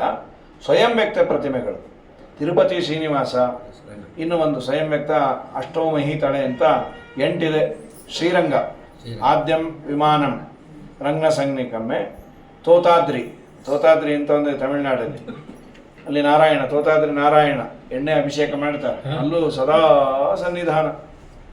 ಏನೋ ಇಂತು ಜನವೇ ಇರಲ್ಲ ಅಲ್ಲಿ. ತೋತಾದ್ರಿ ಏನೋ ವಾಮವಲಯ ತುಂಬ ಚೆನ್ನಾಗಿದೆ, ದೊಡ್ಡ ದೇವಸ್ಥಾನ, ಚಿಕ್ಕ ಚಿಕ್ಕ ಮೂರ್ತಿಗಳು. ತೋತಾದ್ರಿ ಅಲ್ಲಿ ಉತ್ತರಾದಿ ಮಠವೂ ಇದೆ, ಅನುಕೂಲ ಇದೆ ಹೋದವ್ರಿಗೆ ಅನುಕೂಲ ಮಾಡಲಿಕ್ಕೆ. ಆ ಎಂಡು ದೇವಸ್ಥಾನ, ಈ ಎಂಡು ಉತ್ತರಾದಿ ಮಠ ಒಂದೇ ಎಂಡಲ್ಲಿದೆ, ಚೆನ್ನಾಗಿದೆ. ತೋತಾದ್ರಿ ಪುಷ್ಕರ ಅಲ್ಲಿ ಯಾವ ದೇವರ ಪ್ರತಿಮೆ ಏನಿಲ್ಲ, ಆ ಸ್ಥಳವೇ ನೈಮಿಷಾರಣ್ಯ ಕೆಲವು ಸ್ಥಳ. ಮತ್ತು ಶ್ರೀನಿವಾಸ ತಿರುಪತಿ ತಿಮ್ಮಪ್ಪ, ಅಲ್ಲೂ ಆವಾಹನೆ ವಿಸರ್ಜನೆ ಏನಿಲ್ಲ, ಸದಾ ದೇವರ ಸನ್ನಿಧಾನ ಇದ್ದೇ ಇರುತ್ತೆ. ಇದು ಶಾಶ್ವತವಾಗಿ ಇರುವಂಥದ್ದು. ಕೃತ್ರಿಮವಾದದ್ದು ಸತ್ಯನಾರಾಯಣ ಪೂಜೆ ಮಾಡಿದಾಗ ಸತ್ಯನಾರಾಯಣನನ್ನು ಅಲ್ಲಿ ಆವಾಹನೆ ಮಾಡೋದು, ಇನ್ಯಾವುದು ಪ್ರತಿಮೆಗಳಲ್ಲಿ ದೇವರನ್ನು ಆವಾಹನೆ ಮಾಡೋದು, ಇದು ಕೃತ್ರಿಮ. ನಾವು ದೇವರನ್ನು ಕರೆದಾಗ ಬರೋದು, ಕರೆಯೋ ರೀತಿಯಲ್ಲಿ ಕರೆದ್ರೆ ಬರ್ತಾರೆ, ಹೇಗೆ ಕರೆದ್ರೆ ಅನ್ನೋದಕ್ಕೇನೆ ನಮ್ಮನ್ನು ಸ್ವಲ್ಪ ಬೈತಾರೆ, ಮಾಧವರು ತುಂಬ ಪರ್ಟಿಕ್ಯುಲರ್ ಅಂತ. ಕಂಡ ದೇವಸ್ಥಾನಕ್ಕೆ ಹೋಗಬೇಡಿ ಅಂತಾನೆ ಶ್ರೀಮದಾಚಾರ್ಯ ಹೇಳ್ತಾರೆ. ಯಾಕೆ ಅಂದರೆ ದೇವರ ಪ್ರತಿಮೆ ಚೆನ್ನಾಗಿರ್ಬೋದು, ಅಲಂಕಾರ ಚೆನ್ನಾಗಿರ್ಬೋದು, ಅಲ್ಲಿ ಪೈಂಟಿಂಗ್ ಚೆನ್ನಾಗಿರ್ಬೋದು, ಅಲ್ಲಿ ಚೆನ್ನಾಗಿಲ್ಲದೆ ಇರೋದು ಅಂದರೆ ದೇವರ ಸನ್ನಿಧಾನ ಒಂದೇ. ನೀನು ಹೇಗೇಗೋ ಕರೆದ್ರೆ ದೇವರು ಬರೋದಿಲ್ಲ, ಅದನ್ನು ಸರಿಯಾದ ರೀತಿಯಲ್ಲಿ ಕರೆದ್ರೇನೇ ದೇವರ ಸನ್ನಿಧಾನ ಅಲ್ಲಿ ಬರೋದು. ಹಾಗಾಗಿ ಸರಿಯಾದವರು ತಿಳಿದವರು ಸರಿಯಾಗಿ ಪ್ರತಿಷ್ಠಾಪನೆ ಮಾಡಿದರೆ ಅಲ್ಲಿ ದೇವರ ಸನ್ನಿಧಾನ ಇರುತ್ತೆ. ಇಲ್ಲ ಸುಮ್ಮನೆ ಹೋಗಿ ಸುತ್ತಿ ಮಾಡಿ, ಈ ಒಂದು ಸ್ಟೈಲ್ ಆಗಿದೆ.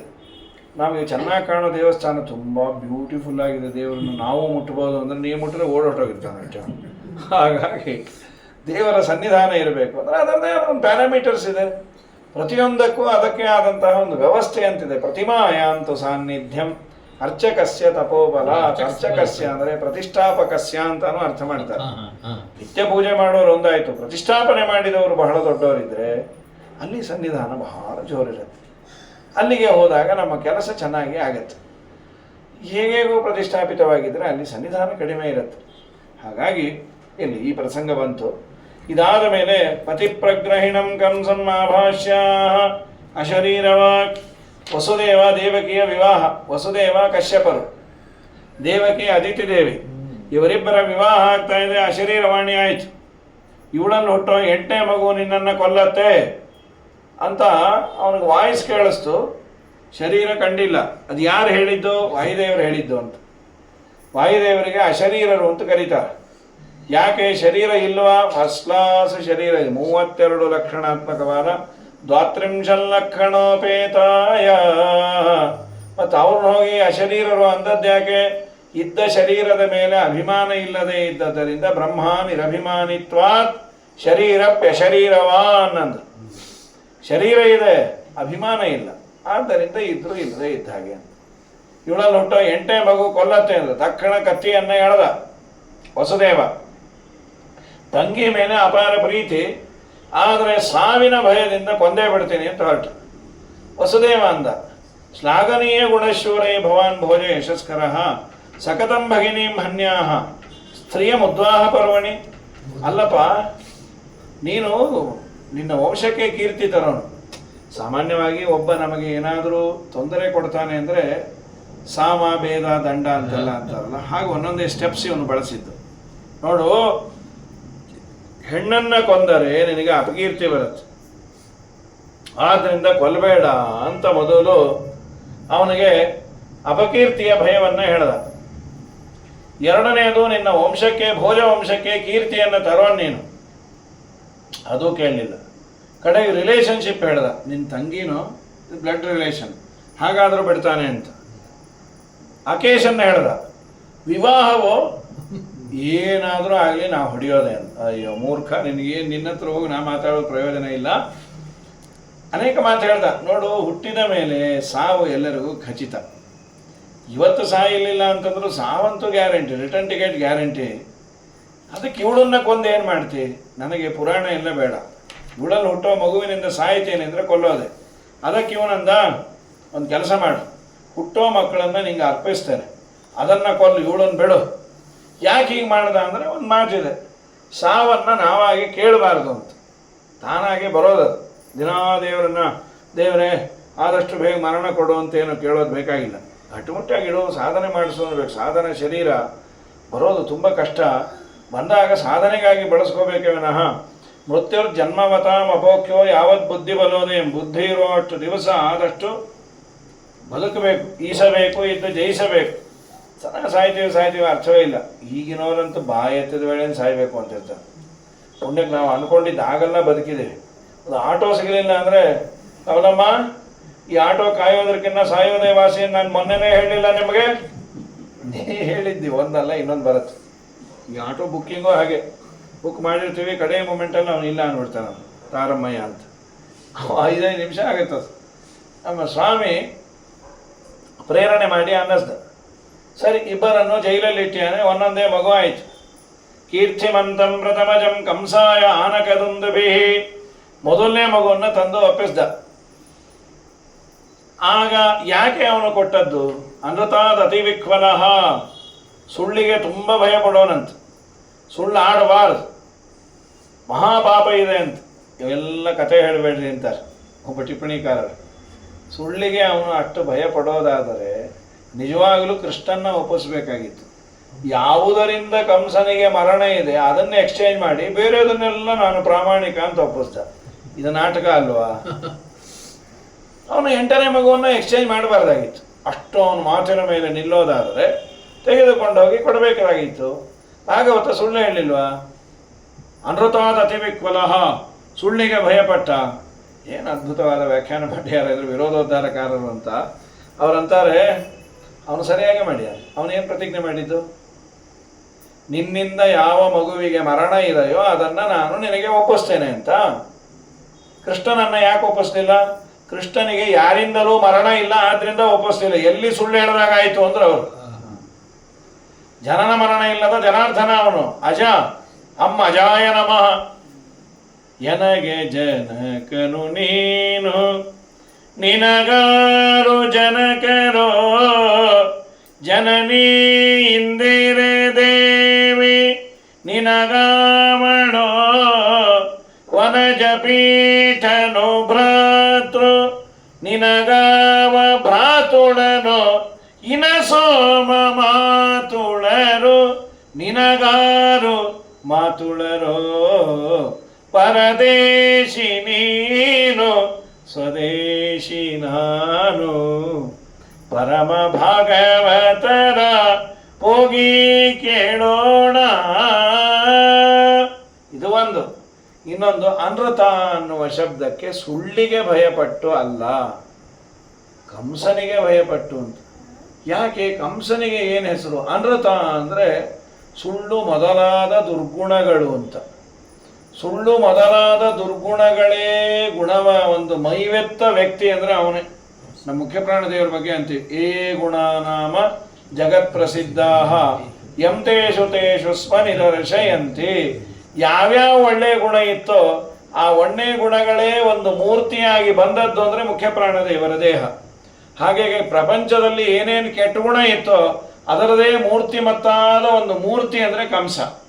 ಸೊ ನಾವು ಸತ್ಯಮೂರ್ತಿ ಅಂತ ಕೇಳಿದ್ವಿ, ಇವನು ಮಿಥ್ಯಾಮೂರ್ತಿ. ಇವನು ಅನೃತಾದ ಅತಿ ವಿಕ್ವಲ ಅಂದರೆ ಸುಳ್ಳಿಗೆ ಭಯಪಟ್ಟು ಅಲ್ಲ, ಕಂಸನಿಗೆ ಭಯಪಟ್ಟು ಅದನ್ನು ಒಪ್ಪಿಸಿದ್ದ.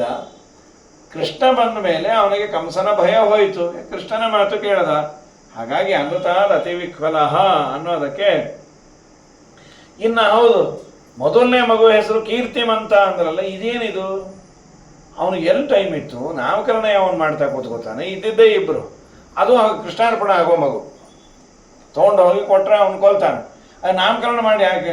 ನಾಮಕರಣ ಮಾಡಿ ತೊಟ್ಲಾಗ ಹಾಕ್ಬಿಡ್ತೀವಪ್ಪ, ಆಮೇಲೆ ತೊಟ್ಲು ಸಮೇತ ಕೊಲ್ಲು ಅಂತ ಯಾರು ಕೊಡ್ತಾರೆ?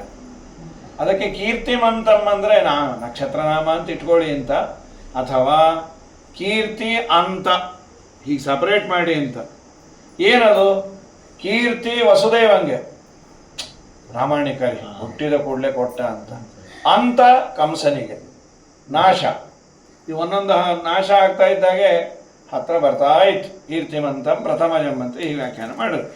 ಸರಿ, 6 ಮಕ್ಕಳಾಯಿತು. 7ನೇದೇ ಸಪ್ತಮಂ ವೈಷ್ಣವಂ ಧಾಮ ಯಮನಂತಂ ಪ್ರದಕ್ಷತೆ. ಶೇಷದೇವರಿಗೆ ಹೇಳೋದು, ಸ್ವಾಮಿ ನೀವು ಹೋಗಿ ಕೊಡು. ಸ್ವಾಮಿ ಯಾಕೆ ನನಗೆ ಈಗ ಪ್ರಮೋಷನು? ಕೃಷ್ಣಾವತಾರದಲ್ಲಿ ಅಣ್ಣ ಮಾಡ್ತಾ ಇದೆ, ರಾಮಾವತಾರದಲ್ಲಿ ತಮ್ಮ ಆಗಿದ್ದಲ್ಲ, ಭಾಳ ಸೇವಾ ಮಾಡಿದೆ, ಭಾಳ ಸೇವಾ ಮಾಡಿದ್ಮೇಲೆ ಏನಾದರೂ ಪ್ರಮೋಷನ್ ಕೊಡಬೇಕು. ಸೇವಾ ಖಿನ್ನಃ. ಲಕ್ಷ್ಮಣನಾದಾಗ 14 ವರ್ಷ ವನವಾಸದಲ್ಲಿ ನಿದ್ದೆನೇ ಮಾಡಿಲ್ಲ ಅಂತ್ರಿ, ಏನು ಪುಣ್ಯ? ಒಂದು ಏಕಾದಶಿ ನಿದ್ದೆ ಮಾಡದೇ ಇದ್ರೆ ಪುಣ್ಯ. ಇದೇನು ಜಾಗರಣೆ ಅಂತ ಕೂತ್ಕೋತೀವಿ, ನಿದ್ದೆ ಬಂದೇ ಹೋಗಿರುತ್ತೆ. ತಾಳ ಆ ಕಡೆ, ಪುಸ್ತಕ ಈ ಕಡೆ, ನಾವು ಇನ್ನೊಂದು ಹಿಂದ್ಗಡೆ, ಹಾಗಾಗಿರುತ್ತೆ. ಸರ್ವೋತ್ತಮನಾದ ದೇವರ ಸಲುವಾಗಿ, ರಾಮನ ಸಲುವಾಗಿ 14 ವರ್ಷ ವನವಾಸದಲ್ಲಿ ನಿದ್ದೆನೇ ಮಾಡಿಲ್ಲ. ಬಹಳ ಪುಣ್ಯ ಬಂದಿತ್ತು.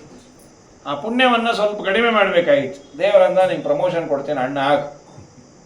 ಏನು ಮಾಡಲಿ ಅಣ್ಣ ಆದಾಗ? ನೀ ಏನೂ ಮಾಡಬೇಡ, ನಾ ಯಾರು ನಮಸ್ಕಾರ ಮಾಡ್ತೀನಿ, ನಿಮ್ಮ ಪುಣ್ಯ ಎಲ್ಲ ಕೆಳಗೆ ಎಳ್ಕೋತೀನಿ, ಆಯಿತೋ ಇಲ್ಲೋ? ನಿನ್ನ ಬ್ಯಾಲೆನ್ಸ್ ಶೀಟ್ ಪ್ರಿಪೇರ್ ಮಾಡಬೇಕಪ್ಪ, ಭಾಳ ಪುಣ್ಯ ಆದದ್ದಂಚೂರು ಮೈನಸ್ ಮಾಡಬೇಕು. ಮತ್ತಿನ್ನೆಲ್ಲೋ ಹುಟ್ಟಿಸಿ ಮಾಡಿ ಇದೆಲ್ಲ ಮಾಡೋದಕ್ಕಿಂತ ಒಂದಾರು ನಮಸ್ಕಾರ ಮಾಡಿದ್ರೆ ಗೋವಿಂದ. ಅದಕ್ಕೆ ಭಾಳ ನಮಸ್ಕಾರ ಮಾಡಿಸ್ಕೋಬೇಡ್ರಿ ಅಂತ, ನಿಮ್ಮ ಪುಣ್ಯ ಎಲ್ಲ ಹೋಗ್ತಾವೆ ಅಂತ. ನಮಗೇನಾಗಿದೆ ಅಂದರೆ ಭಾಳ ಪುಣ್ಯ ಹೋಗಿ ಹೋಗಿ ಹೋಗಿ ಯಾರು ಮಾಡದೇ ಇದ್ರೆ ಬೇಜಾರಾಗತ್ತೆ.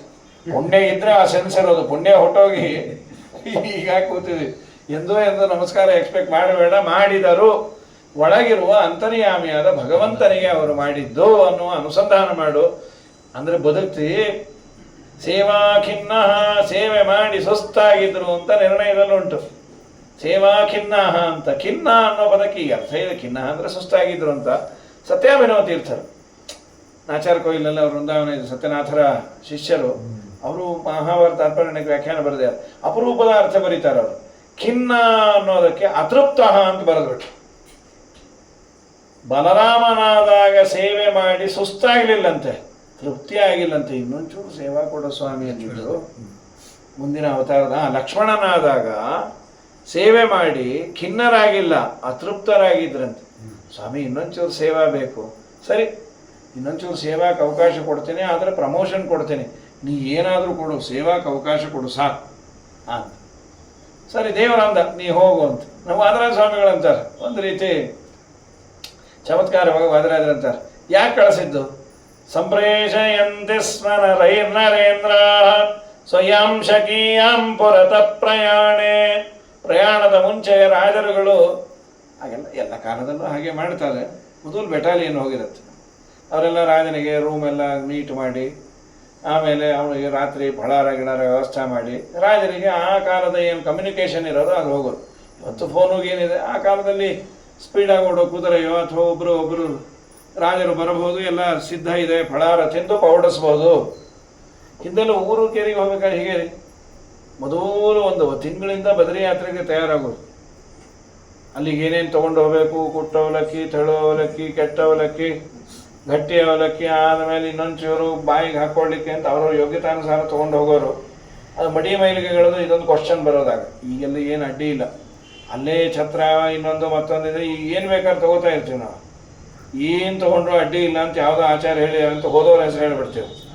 ಅವ್ರು ಹೇಳಿದ್ದಾರೆ ಆಚಾರ್ಯರು, ಪ್ರಯಾಣದಲ್ಲಿ ಬೇಕಾದ ತಗೋಬಹುದು, ಪ್ರಯಾಣದಲ್ಲಿ ಬೇಕಾದ ತಗೋಬಹುದು ಅಂತ. ಪ್ರಾಣ ಹೋಗ್ಬೇಕಾದ್ರೆ ಏನಾದರೂ ತಗೊಬಂದಿರೋದು, ಇವು ಪ್ರಾಣ ಹೋಗೋಷ್ಟು ತೊಗೊಂಡ್ಬಿಟ್ರೆ ಗತಿ ಏನು. ಹಾಗಾಗಿ ಏನೋ ತೊಗೊಂಡಿರ್ತಾರೆ ಪಾಪ, ಅವರೇ ತೊಗೊಂಡು ಒಂದಿಷ್ಟು ಮಾಡಿಕೊಂಡು ಚಕ್ಕಲಿ ಕೋಡುಬಳೆ ಈಗನ್ನ ಈಗೆಲ್ಲ ಅದಕ್ಕೆ ಮುಸರೆ ಅಂತೀರಿ. ಹಿಂದೆಲ್ಲ ಭಾಳಿ ಮಡಿ ಮೇಲಿಗೆ ಮುಸರೆ ಭಾಳ ಇತ್ತು. ಈಗೂ ಮುಸರೆ ನಾವು ಮಾಡ್ತಾ ಇಲ್ಲ. ಹಿಂದೆ ಅದು ಇತ್ತು, 2024ಕ್ಕೆ ಹೋಯ್ತು ಅಂತಲ್ಲ, ಅದು ಹೋಗಿ ಬಿಟ್ಟಿರೋದ್ರಿಂದ ಎಲ್ಲ ತಗೋತಾ ಇದ್ದೀವಿ. ಎಲ್ಲ ಕಾಲದಲ್ಲೂ ಇದೆ. ನೀರು, ಉಪ್ಪು, ಹಿಟ್ಟು ಇಷ್ಟು ಬೆರೆದ್ರೆ ಮುಸರೆ ಅಂತ. ನೀ ಏನೋ ಸಂಸ್ಕಾರ ಕರಿಯೋದು ಹುರಿಯೋದು ಏನೂ ಬೇಡ, ಹಿಟ್ಟಿಗೆ ನೀರು ಬಿದ್ದು ಉಪ್ಪು ಬಿದ್ದರೆ ಮುಸರೆ ಅಂತಿತ್ತಂತೆ. ಈಗ ಪ್ರಶ್ನೆನೇ ಇಲ್ಲ. ಅವ್ರು ಅಂತ ನಾವು ನೀರು ಹಾಕಿ ಕಲಸೇ ಇಲ್ಲ ಅಂದ್ರು ಬಾಳ್ಬೆಳಿಗ್ಗೆ. ಅಂದರೆ ನೀರು ಹಾಕದೆ ಅದನ್ನು ಕಲಸಿದ್ರೆ ಹೇಗೆ ಮೊಸರು? ಓ, ಮತ್ತು ಹುಳಿ ಬಂದಿಲ್ಲಲ್ಲ. 200 ಲೀಟ್ರ್ ನೀರಿಗೆ ಒಂದು ಉದ್ಧರಣಿ ಮೊಸರು ಒಗದಿದ್ದೆ ಅಂದ್ರೆ ಆ ಮೊಸರಿನ ಅಭಿಮಾನಿ ದೇವತೆಗಳಂದ್ರು. ನಾ ಕೈ ಜಾರಿ ಉದ್ಧರಣಿ ಬಿತ್ತು ಅಂದ್ಕೊಂಡ್ರೆ ನಮ್ಮನ್ನು ಮೊಸರು ಅಂತ ವ್ಯವಹಾರ ಮಾಡ್ತೇನೆ. ರಾಮನವಮಿ ಮಜ್ಜಿಗೆಗಿನ್ನ ಹತ್ತತ್ತ. ರಾಮನವಮಿ ಮಜ್ಜಿಗೆಯಲ್ಲಿ ಬಿಳಿ ಬಣ್ಣ ಆದರೂ ಕಾಣುತ್ತದೆ. ಹಾಗಾಗಿ ಸರಿ. ಇನ್ನೊಂದಕ್ಕೆ ಏನು ಅಂದರು, ಎಳ್ನೀರು ಹಾಕಿ ಕಲಸೀವಿ. ಮತ್ತೊಂದಕ್ಕೆ ಎಳ್ಳು ನೀರು ನೋಡಿ ಸಾಕು. ಹೀಗಾಗಿ ಅವರು ಆ ದೇಶ ಕಾಲಕ್ಕೆ ಇಲ್ಲಿ ನಮ್ಮ ಕಡೆ ಉತ್ತರ ಕನ್ನಡದಲ್ಲೆಲ್ಲ ದಶಮಿ ಅಂತ ಮಾಡ್ತಾರೆ. ಆ ಬಕರಿ ಹಾಲಲ್ಲಿ ಕಲಸಿ ಅದು ಉಪ್ಪು ಹಾಕಿದೆ ಅದು 1-2 ದಿನಕ್ಕೆ ಬರ್ತಾವೆ, ಅದು ಮುಸರೆ ಇಲ್ಲ ಅಂತ ಆ ದೇಶ ಕಾಲಕ್ಕೆ. ಹೀಗೆ ನಮ್ಮ ಸ್ವಾಮಿ ಇದೆ ಸಂಪ್ರದಾಯ ಪ್ರವರ್ತಕ. ನೀವು ಅದನ್ನೆಲ್ಲ ತೊಗೊಂಡು ಹೋಗ್ರಿ, ವ್ಯವಸ್ಥೆ ಮಾಡು, ಆಮೇಲೆ ನಾ ಬರ್ತೀನಿ. ಭಕುತ ಜನ ಮುಂದೆ ನೀನವರ ಹಿಂದೆ.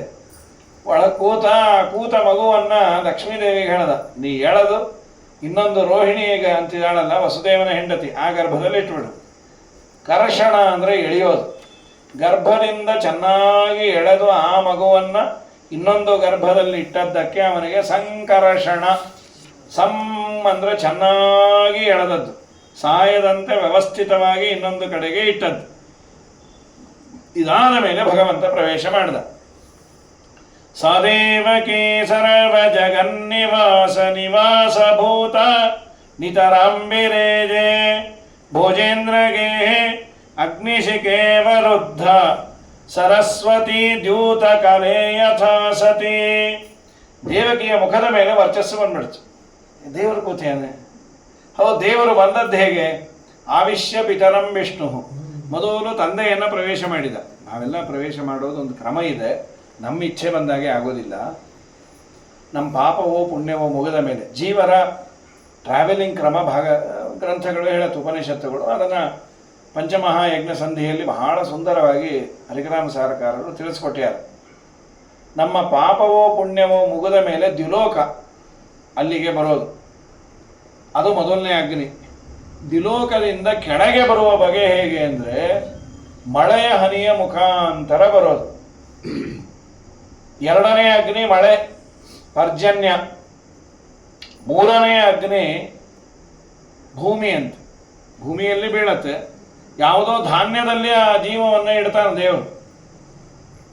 ಪುರುಷ 4ನೇ ಅಗ್ನಿ, ಅದನ್ನು ತಿಂತಾನೆ. ಪುರುಷನ ಬೋನ್ ಮ್ಯಾರೋಸಲ್ಲಿ ತಿಂದ ಅನ್ನ ಆಹಾರಗಳು ಹುಟ್ಟುವ ಜೀವನನ್ನು ಇಟ್ಟು ದೇವರು ಅಲ್ಲಿ ವೀರ್ಯ ಮಾಡಿ ಕಳಿಸ್ತಾನೆ.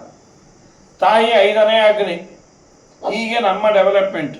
ದೇವರು ಬರುವ ಕ್ರಮ ಹೇಗೆ? ಸರ್ವಥಾ ಮೇಲಿಂದ ದ್ಯುಲೋಕ, ಪರ್ಜನ್ಯ, ಆಮೇಲೆ ಭೂಮಿ, ಇದು ಯಾವುದೂ ಇಲ್ಲ. ತಂದೆಯಲ್ಲೇ ಡೈರೆಕ್ಟಾಗಿ ಬಂದ ಅಂತಾರೆ. ಆವಿಶ್ಯ ಪಿತರಂ ವಿಷ್ಣು. ಅಲ್ಲೂ ಏನು ಕನ್ವರ್ಟ್ ಆಗಿಲ್ಲ, ಸಾಕ್ಷಾತ್ತಾಗಿ ತಾಯಿ ದೇಹಕ್ಕೂ ಹೋದ. ಸ್ವರೂಪೇಣ ಇವ ಮಾತರಂ. ಅಲ್ಲಿ ಕೂಡುವ ಅನಿವಾರ್ಯತೆಯೂ ಇಲ್ಲ ದೇವರಿಗೆ. ಮತ್ತು ಕೂತ ಯಾಕೆ? ನಾ ಎಲ್ಲಿದ್ರೂ ತೊಂದರೆ ಇಲ್ಲ ಅಂತ ತೋರಿಸೋ ಸಲುವಾಗಿ. ಅವನು ಆಮ್ನಿ ಪ್ರೆಸೆಂಟ್. ಅವನು ಎಲ್ಲಿಲ್ಲ ದೇವರು. ಎಳ್ಳು ಕೊನೆಯ ಮೊಳ್ಳು ಮನೆಯ ಪಳ್ಳು ಬಿಡದೆ ಒಳಗೆ ಹೊರಗೆ ಎಲ್ಲ ಠಾವಿನಲ್ಲಿ ಲಕುಮಿನಲ್ಲನಿದ್ದಾನೆ ಪ್ರಾಣಿ. ಚಿಂತ್ಯಾಕ ಮಾಡತಿದಿ ಚಿನ್ಮಯನಿದ್ದಾನೆ, ಚಿಂತರತ್ನವೆಂಬ ಅನಾಥನಿದ್ದಾನೆ. ಗೋಪ್ತ ಚಿತಗದ್ವ್ಯಾಪ್ತ ಭಜಕರ ಆಪ್ತ ನೆನೆಸಿ ಕಂಬದಲ್ಲಿ ಪ್ರಾಪ್ತನಾದ ಪ್ರಹ್ಲಾದನ ಪರಮಾಪ್ತನಿದ್ದಾನೆ ಪ್ರಾಣಿ.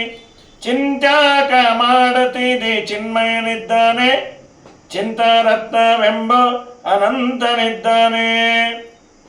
ದೇವರು ಸರ್ವತ್ರ ವ್ಯಾಪ್ತ, ಗರ್ಭದಲ್ಲೂ ಇದ್ದಾನೆ, ನಮ್ಮ ವಾದಿರಾಜರು ಇದನ್ನೇ ಲಕ್ಷ್ಮೀ ಶೋಭಾನದಲ್ಲಿ ಪ್ರಶ್ನೆ ಮಾಡಿಕೊಡ್ತಾರೆ. ದೇವಕಿಯ ಗರ್ಭದಲ್ಲಿ ದೇವನು ಅಡಗುವನೇ ಭಾವಾನುಬಲ್ಲ ವಿವೇಕಿಗಳು. ಅಂದರೆ ದೇವರಿಗೆ ಗರ್ಭವಾಸ ದುಃಖ ಇದೆ, ಗರ್ಭವಾಸ ಮ್ಯಾಂಡೇಟರಿ, ಪೆದ್ದಾಗಿ ಮಾತಾಡಬೇಡ್ರಿ. ಸರ್ವತ್ರ ವ್ಯಾಪ್ತನಾದ ದೇವರು ಅಲ್ಲೂ ಇದ್ದಾನೆ, ಹೊರಗೂ ಇದ್ದಾನೆ, ಅಲ್ಲಿ ಮಾತ್ರ ಇದ್ದಾನೆ ಅನ್ಬೇಡ್ರಿ. ಅಲ್ಲ ರೀ, ಗರ್ಭದಲ್ಲಿದ್ದಾನೆ ಅಂದರೆ ನಮಗಾಗೋ ದುಃಖ ಅವನಿಗೂ ಆಗಲೇಬೇಕು. ನಿನ್ನ ತಲೆ ಅಂತಾರೆ, ಒಂದೇ ಕಡೆ ಇದ್ದವ್ರಿಗೆಲ್ಲ ಒಂದೇ ಆಗಬೇಕು ಅಂತೇನಿಲ್ಲ. ಜೈಲಲ್ಲೇ ಜೈಲರು ಇದ್ದಾನೆ, ಖೈದಿನೂ ಇದ್ದಾನೆ, ಇಬ್ರಿಗೂ ಒಂದೇನಾ ಟ್ರೀಟ್ಮೆಂಟ್? ಏನು ಜೈಲರಿಗೆ ಮರ್ಯಾದೆ ಏನು? ಎಲ್ಲ ಕಳ್ಳರು ನಮಸ್ಕಾರ ಮಾಡ್ತಾರೆ. ಸಾರ್, ನಾವು ಆಚೆ ಬಂದಮೇಲೆ ನಿಮ್ಮ ಮನೆಗೆ ಬರೋದೇ ಇಲ್ಲ, ಅಥವಾ ಬೇರೆ ಮನೆಯದೆಲ್ಲ ನಿಮಗೇ ಕೊಡ್ತೀವಿ, ಆಯಿತೋ ಇಲ್ಲೋ. ಜೈಲರು ಇದ್ದಾನೆ, ಖೈದಿನೂ ಇದ್ದಾನೆ. ಆ ಜೈಲರು ದಿನ ಬಂದು ಆ ವ್ಯಾನ್ ಬಂದು ಹತ್ತಿಸ್ಕೊಂಡು ಅವನು ಸಲ್ಯೂಟ್ ಹೊಡೆದು ಹೊರಲ್ಲ ಅಂತಾನೆ. ಖೈದಿನೂ ಎಲ್ಲ ಹುಡುಕೊಂಬಂದು ಒಂದ್ಸಲಿ ವ್ಯಾನ್ ಹತ್ತಿಸ್ಕೊಂಡೇ ಹೋದ್ರು. ಪಾಪ ಆ ಜೈಲರ್ ಹೆಂಡ್ತಿನ ಕೇಳೋದು ಯಾರೋ, ಏನು ದಿನ ನಿಮ್ಮ ಮನೇಲಿ ವ್ಯಾನ್ ಬರುತ್ತೆ ಮತ್ತು ಬಿಟ್ಟು ಹೋಗುತ್ತೆ, ಪ್ರಮೋಷನ್ ಆಯ್ತಮ್ಮ ಜೈಲರ್ ಆಗಿ. ಓ, ಕಳ್ಳಗುರು ನಿಮ್ಮ ಯಜಮಾನರು ಅಂದರು. ಹಾಗೆಲ್ಲ ಅನ್ನಬಾರ್ದು, ಕಳ್ಳಗುರು ಅನ್ನೋ ಪದ ಸರಿಯಲ್ಲ, ಅದು ಕಳ್ಳರಿಗೆ ನಿಯಾಮಕರು ಅನ್ಬೇಕು. ಏನೋ ಅಂತ ಆ ಖೈದಿ ಹೆಂಡ್ತಿನ ಕೇಳೋದು, ನಿಮ್ಮನೆಯವ್ರನ್ನೂ ಮೊನ್ನೆ ಕರ್ಕೊಂಡು ಹೋದರು, ಬಿಟ್ಟೇ ಇಲ್ಲ ವಾಪಸ್ಸು, ಕರ್ಕೊಂಡು ಹೋದ್ರು ಅನ್ನಬಾರ್ದಂತಮ್ಮ, ಎತ್ತಾಕೊಂಡು ಹೋದ್ರು ಅನ್ಬೇಕು. ಅವನನ್ನು ಎತ್ತಾಕೊಂಡು ಹೋಗೋದು ಖೈದಿಯನ್ನು, ಇವನನ್ನು ಗೌರವದಿಂದ ಕೂಡಿಸ್ಕೊಂಡು ಹೋಗೋದು. ಬಿಡ್ತಾರ, ಎರಡು ಬಿಟ್ಬಿಟ್ಟು ಅಲ್ಲೇ ಬಿಡ್ತಾರೆ, ನಿನ್ನ ಪಾಡಿಗೆ ನೀವು ಹೋಗೋದು, ಮನೆಯವ್ರಿಗೂ ತಂದೇನು ಕೈಲಿನ ಬಿಡಲ್ಲ. ಏಕಾಧಿಕರಣ ವೃತ್ತಿ ಇದೆ, ಒಂದೇ ಸೈಟಲ್ಲೇ ಇಬ್ಬರು ಇದ್ದಾರೆ, ಆದರೆ ಇವನು AC ರೂಮು, ಅವನು ಬಿಸಿ ಸೆಲ್ಲು. ಖೈದಿಗೂ ಇದು ವೇದವ್ಯಾಸ ದೇವರೇ ಹೇಳಿದ್ದು, ಓಂ ಸಂಭೋಗ ಪ್ರಾಪ್ತಿ ಚೆನ್ನ ವೈಶೇಷ್ಯಾತ್ವಂ. ಒಂದೇ ದೇಹದ ಹೃದಯ ಗುಹೆಯಲ್ಲಿ ಜೀವಾತ್ಮ ಪರಮಾತ್ಮರು ಇಬ್ಬರೂ ಇದ್ದ ಮೇಲೆ ಜೀವಾತ್ಮನಿಗೆ ಆಗಬೇಕಾದ ಎಲ್ಲ ಸುಖ ದುಃಖಗಳು ಪರಮಾತ್ಮನಿಗೂ ಆಗಲೇಬೇಕು. ಸಣ್ಣ ಗುಡಿಸಲಿಗೆ ಬೆಂಕಿ ಹತ್ತಿದೆ ಅಂದಮೇಲೆ, ಮಲ್ಟಿ ಸ್ಟೋರಿ ಬಿಲ್ಡಿಂಗ್ ಆದರೆ ಓಕೆ, ಫಸ್ಟ್ ಫ್ಲೋರ್ ಹತ್ತಿತ್ತು, ಸೆಕೆಂಡ್ ಫ್ಲೋರ್ ಸೇಫ್ ಆಯಿತು ಅಂತ, ಇರೋದೇ ಗುಡಿಸಲು. ಆ ಗುಡಿಸಲಿಗೆ ಬೆಂಕಿ ಹತ್ತಿದ ಮೇಲೆ ಒಳಗಿದ್ದವನಿಗೆ ತೊಂದರೆ ಆಗಲೇಬೇಕು. ಇದು ಹೇಗೆ ಸಾಧ್ಯ? ಅದಕ್ಕೆ ಅಂದರು, ಜೀವಾತ್ಮನಿಗೂ ಪರಮಾತ್ಮನಿಗೂ ಅತ್ಯಂತ ವೈಲಕ್ಷಣ್ಯ ಉಂಟು. ಇವನು ಪರತಂತ್ರ, ಅವನು ಸ್ವತಂತ್ರ, ಅವನಿಗೇನೂ ಆಗೋದಿಲ್ಲ. ಅದೇ ಮಾತುಗಳನ್ನೇ ಅದನ್ನು ಸಾಬೀತು ಮಾಡಲಿಕ್ಕೆ ಹೇಳಿದ್ದು ಅದ್ಭುತವಾದ ಸ್ತೋತ್ರ ಗರ್ಭಸ್ತುತಿ. 16 ಪದ್ಯಗಳಿದೆ. ಬ್ರಹ್ಮಾಭವೂಚತು, ಬ್ರಹ್ಮಾದಿ ದೇವತೆಗಳು ಬಂದು ಸ್ತೋತ್ರ ಮಾಡ್ಯಾರ. ಗರ್ಭಿಣಿಯ ಎದರಿಗೆ ಸ್ತೋತ್ರ ಮಾಡಿದ್ದು ನಾವೆಲ್ಲ ಕೇಳಿದರೆ ಒಂದಲ್ಲ ಒಂದು ದಿವಸ ನಮ್ಮ ಗರ್ಭವಾಸವು ತಪ್ಪತ್ತೆ. ದೇವರಿಗೆ ಗರ್ಭದಲ್ಲಿದ್ದಾಗೂ ಸ್ತೋತ್ರ ಮಾಡಿದ್ದಾರೆ ಅಂದರೆ ಮಾಡಿದವರು ಬುದ್ಧಿವಂತರು. ಸಾಮಾನ್ಯವಾಗಿ ಕಷ್ಟಪಡ್ತಾ ಇದ್ದಾಗ ಯಾರೂ ಸ್ತೋತ್ರ ಮಾಡೋದಿಲ್ಲ. ತುಂಬ ಒದ್ದಾಡ್ತಾ ಇದ್ದಾಗ ಬಂದು ಹೊಗಳಿ ಮಾಡಿ ಹೋದರೆ ಪೆದ್ದು ಅಂತಾರೆ ಅಷ್ಟೆ. ಎಲ್ಲೋ ಕೈಕಾಲು ಮುರ್ಕೊಂಡು ಆಕ್ಸಿಡೆಂಟ್ ಆಗಿ ಬಂದು ಸದ್ಯ ಹೋಗಲಿ ಬಿಡಮ್ಮ, ಈಗಾದರೂ ನಿಮಗೆ ರೆಸ್ಟ್ ಸಿಗ್ತಲ್ಲ, ಸದಾ ದುಡ್ದು ಸಾಯ್ತಾ ಇದ್ರಿ, ಎಷ್ಟು 2 ತಿಂಗಳು ಹೇಳಿದಾರ, ಒಂದು 6 ತಿಂಗಳು ನೀವು ಹೀಗೇ ಇರ್ರಿ ಅಂತ ಯಾವ ಹುಚ್ಚು ಆಶೀರ್ವಾದ ಮಾಡಲ್ಲ. ಆದಷ್ಟು ಬೇಗ ಸರಿ ಹೋಗ್ರಿ ಅಂತಾರೆ. ಬೇಗ ಸರಿ ಹೋದ್ರೆ ಇನ್ನೊಂದ್ಸಲಿ ಬಿದ್ದುಬಿಡಿ ಹಾಯ್ ಅಂತಾನೆ ಇರುತ್ತೆ ಅಂತ ಯಾರಂತಾರೆ? ಗರ್ಭದಲ್ಲಿರೋದು ಇದ್ರ 10 ಪಟ್ಟು ನೋವು. ಆದರೆ ಬ್ರಹ್ಮಾದಿಗಳು ಬಂದು ಸ್ತೋತ್ರ ಮಾಡ್ಯಾರ. ಇನ್ನೂ ಒಂದು, ಈ ಸ್ತೋತ್ರ ಮಾಡೋರು ಯಾರು ದಡ್ಡರಾದರೆ ಗೊತ್ತಾಗಲ್ಲ, ಕೆಲವ್ರಿಗೆ ವಿವೇಕ ಇರಲ್ಲ, ಪ್ರೆಸೆನ್ಸ್ ಆಫ್ ಮೈಂಡ್ ಇರಲ್ಲ. ಯಾವಾಗ ಏನು ಹೇಳಬೇಕು ಏನು ಮಾಡಬೇಕು ಪೆದ್ದಾಗ ಏನೋ ಮಾತಾಡ್ತಾರೆ, ಪ್ರಾಣ ಹೋಗುತ್ತದೆ. ಯಾರೋ ಪಾಪ ಅತ್ತೆ ಹೋಗಿದ್ರು, ಸೊಸೆ ಸಹಜವಾಗಿ ಒಂದು ಮಾತು ಅಂದಿದ್ಲು, ಬೇಕಾದ ಅತ್ತೆ ಸೇವೆ ಮಾಡಿದ್ಲು, ಸಾಕಾಗಿದ್ದಾರೆ ನಮ್ಮ ಅತ್ತೆ ಸೇವೆಯಿಂದ, ಅವ್ರಿಗೂ ತೃಪ್ತಿ ಇಲ್ಲ, ನನಗೂ ಕಷ್ಟ, ಪಾಪ ಏನೇನಾಗುತ್ತೋ ಅಂತ. ಇವ್ರು ಯಾರೋ ಬಂದು ಅವ್ರು ಹೋದ ಕೂಡಲೇ ಅನ್ನು ಸದ್ಯ ಹೋದ್ರ ದೇವ್ರ ದಯಮ್ಮ, ಮೊನ್ನೆ ನೀನು ಹತ್ತಿದ್ದು ಕೇಳಿಸ್ತೋ ಏನೋ ದೇವ್ರಿಗೆ ಅಂತೀವಿ. ಸುಮ್ಮನೆ ನಮ್ಮ ಅತ್ತಿಗೆ ನಾದ್ನೇ ಇದ್ದಾರೆ, ಇಷ್ಟು ದಿನ ಮಾಡಿದ್ದೆಲ್ಲ ಸರ್ವನಾಶ ಆಗತ್ತೆ. ಏನೋ ಒಂದು ಮಾತು ನಿಮ್ಮೊಂದು ಅಂದರೆ ಸದ್ಯ ಹೋದ್ರಲ್ಲ, ನೀವು ಹೀಗೆ ಇನ್ನೂ 4 ಜನಕ್ಕೆ ಪ್ರಾರ್ಥನೆ ಮಾಡಿ ಅವರು ಹೊಟ್ಟೋಗ್ಲಿ, ಇದನ್ನ ಯಾರಾದರೂ ಅಂತಾರ? ಅಲ್ಲ, ಮನುಷ್ಯರು ಹ್ಯೂಮನ್ ಬೀಯಿಂಗ್ಸು ಸೇವೆ ಮಾಡಬೇಕಾದ್ರೆ ಒಂದೇ ಥರ ಮಾಡಲಿಕ್ಕಾಗಲ್ಲ. ಫೆಟಿಗು ಸುಸ್ತಾಗ ಸಾಕಾಗಿದ್ದಾರೆ ಪಾಪ. ಅದೇನಾಗತ್ತೆ, ಆ ಹಾಸಿಗೆಯಲ್ಲಿದ್ದವ್ರಿಗೆ ಮಾಡಿಸ್ಕೊಳ್ತಾ ಇದ್ದವ್ರಿಗೂ ಬೇಜಾರು, ಅವ್ರಿಗೆ ಏನು ಮಾಡಿದರೂ ಅವ್ರಿಗೆ ತೃಪ್ತಿ ಆಗೋದಿಲ್ಲ, ಈ ಮಾಡೋರಿಗೆ ದುಡಿತ ಕಮ್ಮಿ ಆಗಿರೋದಿಲ್ಲ. ಸಾಕಾಗಿದೆಯಪ್ಪ ಅಂತಂದಾಗ ಅದನ್ನು ಆ್ಯಸ್ ಇಟ್ ಈಸ್ ತೊಗೊಂಡ್ಬಿಟ್ರೆ ಅದೇನೋ ಅಂದರೆ ಸರಿ, ಪಾಪ ತುಂಬ ಸೇವೆ ಮಾಡಿದ್ರೆ ಅಂತೂ ಹೋದ್ರಲ್ಲ, ಇನ್ನಾದರೂ ಫ್ರೀ ಆದರೆ ಇನ್ನೊಂದು ಬಿಟ್ಬಿಟ್ಟು ಸದ್ಯ ಹೋದ್ರಲ್ಲ, ನೀವು ಅಂದಿದ್ದು ತುಂಬ ಒಳ್ಳೇದಾಯ್ತಪ್ಪ ಅಂದರೆ ಏನು ಯಾವಾಗ ಅಂದಿದ್ದು? ಬ್ರಹ್ಮಾದಿಗಳು ಹಾಗಲ್ಲ, ಪ್ರೆಸೆನ್ಸ್ ಆಫ್ ಮೈಂಡ್ ಏನದು? ವಾಯುದೇವರು ಬ್ರಹ್ಮದೇವರು ಅವರು ಸ್ತೋತ್ರ ಮಾಡಿದ್ದಾರೆ. ಪರಮಾತ್ಮ ಎಲ್ಲೇ ಇದ್ರೂ ಅವನಿಗೆ ತೊಂದರೆ ಇಲ್ಲ ಅನ್ನೋದಕ್ಕೆ ಅದ್ಭುತ ಸ್ತೋತ್ರ. ಸತ್ಯೋರತಂ ಸತ್ಯಪರಂ ತ್ರಿಸತ್ಯಂ ಸತ್ಯಸ್ಯ ಯೋನಿಂ ನಿಹಿತಂಜ ಸತ್ಯೇ ಸತ್ಯಸ್ಯ ಸತ್ಯಂ ಮುದ ಸತ್ಯನೇತ್ರಂ ಸತ್ಯಾತ್ಮಕಂ ತ್ವಾಂ ಶರಣಂ ಪ್ರಪನ್ನ. ಸತ್ಯ ಸತ್ಯ ಸತ್ಯ ಅಂತ 9 ಸತ್ಯ ಶಬ್ದಗಳಿದೆ. ಮೌನರುಕ್ತಿ ಅಂತ ಕರೀತಾರೆ. ಹೇಳಿದ್ದೇ ಹೇಳೋದು, ಅದು ತಪ್ಪದು. ಬ್ರಹ್ಮದೇವರು ಹೀಗ್ಯಾಕಂದ್ರು ಇಲ್ಲ, ಬೇರೆ ಅರ್ಥದಲ್ಲಿ ಸತ್ಯವನ್ನು ಬಳಸಿದ್ದಾರೆ ಎಂದು ಆಚಾರ್ಯರು ಅದನ್ನು ಸರಿಯಾದ ರೀತಿಯಲ್ಲಿ ವ್ಯಾಖ್ಯಾನ ಮಾಡಿದರು. ಸತ್ಯವ್ರತ ಅಂತ ದೇವರ ಹೆಸರು. ಯಾಕೆ ಸತ್ಯವ್ರತ? ಸತ್ ತ ಯಾ ಅಂತ 3 ಪದ, 3 ಅಕ್ಷರಗಳು ಅಂತ ಇಟ್ಕೊಳ್ಳಿ. ಸತ್ ಅಂದರೆ ಉತ್ತಮವಾದ, ತ ಅಂದರೆ ಆನಂದ, ಯಾ ಅಂದರೆ ಜ್ಞಾನ. ಉತ್ತಮವಾದ ಆನಂದ ಹಾಗೂ ಜ್ಞಾನಗಳನ್ನು ತನ್ನ ದೇಹದ ನಿರ್ಮಾಣಕ್ಕಾಗಿ ದೇವರು ಬಳಸಿಕೊಂಡದ್ದರಿಂದ ದೇವರಿಗೆ ಸತ್ಯವ್ರತ. ಸತ್ಯವ್ರತ ಅನ್ನೋ ಪದದ ಅರ್ಥ ಏನು ಅಂದರೆ ಸಚ್ಶಬ್ದ ಉತ್ತಮಂ ಬ್ರೂಯಾತ್ ಆನಂದಂ ತೀತಿ ಯೋವದೇತ್ ಏತಿ ಜ್ಞಾನಂ ಸಮುದ್ದಿಷ್ಟಂ. ಯಾ ಅಂದರೆ ಜ್ಞಾನ, ತ ಅಂದರೆ ಆನಂದ, ಸತ್ ಅಂದರೆ ಉತ್ತಮ. ಉತ್ತಮವಾದ ಜ್ಞಾನ ಆನಂದಗಳೇ ದೇವರ ದೇಹ. ಆದ್ದರಿಂದ ದೇವರಿಗೆ ಸತ್ಯವ್ರತ ಅಂತ. ಇನ್ನು ಎರಡನೆಯದು ಸತ್ಯಪರ. ಇಲ್ಲೇನು ಸತ್ಯ ಅಂದರೆ ಪಂಚಭೂತಗಳು ಅಂತ. ಸತ್ ಅಂದರೆ ಕಾಣುವ 3, ಪೃಥ್ವಿ ಅಪ್ ತೇಜಸ್ 3 ಕಾಣುತ್ತೆ, 2 ಕಾಣಲ್ಲ. ಯಾ ಅಂದರೆ ಅದರಿಂದ ಭಿನ್ನ, ಕಾಣದೇ ಇರೋದು ಇನ್ನೆರಡು ಯಾವುದು?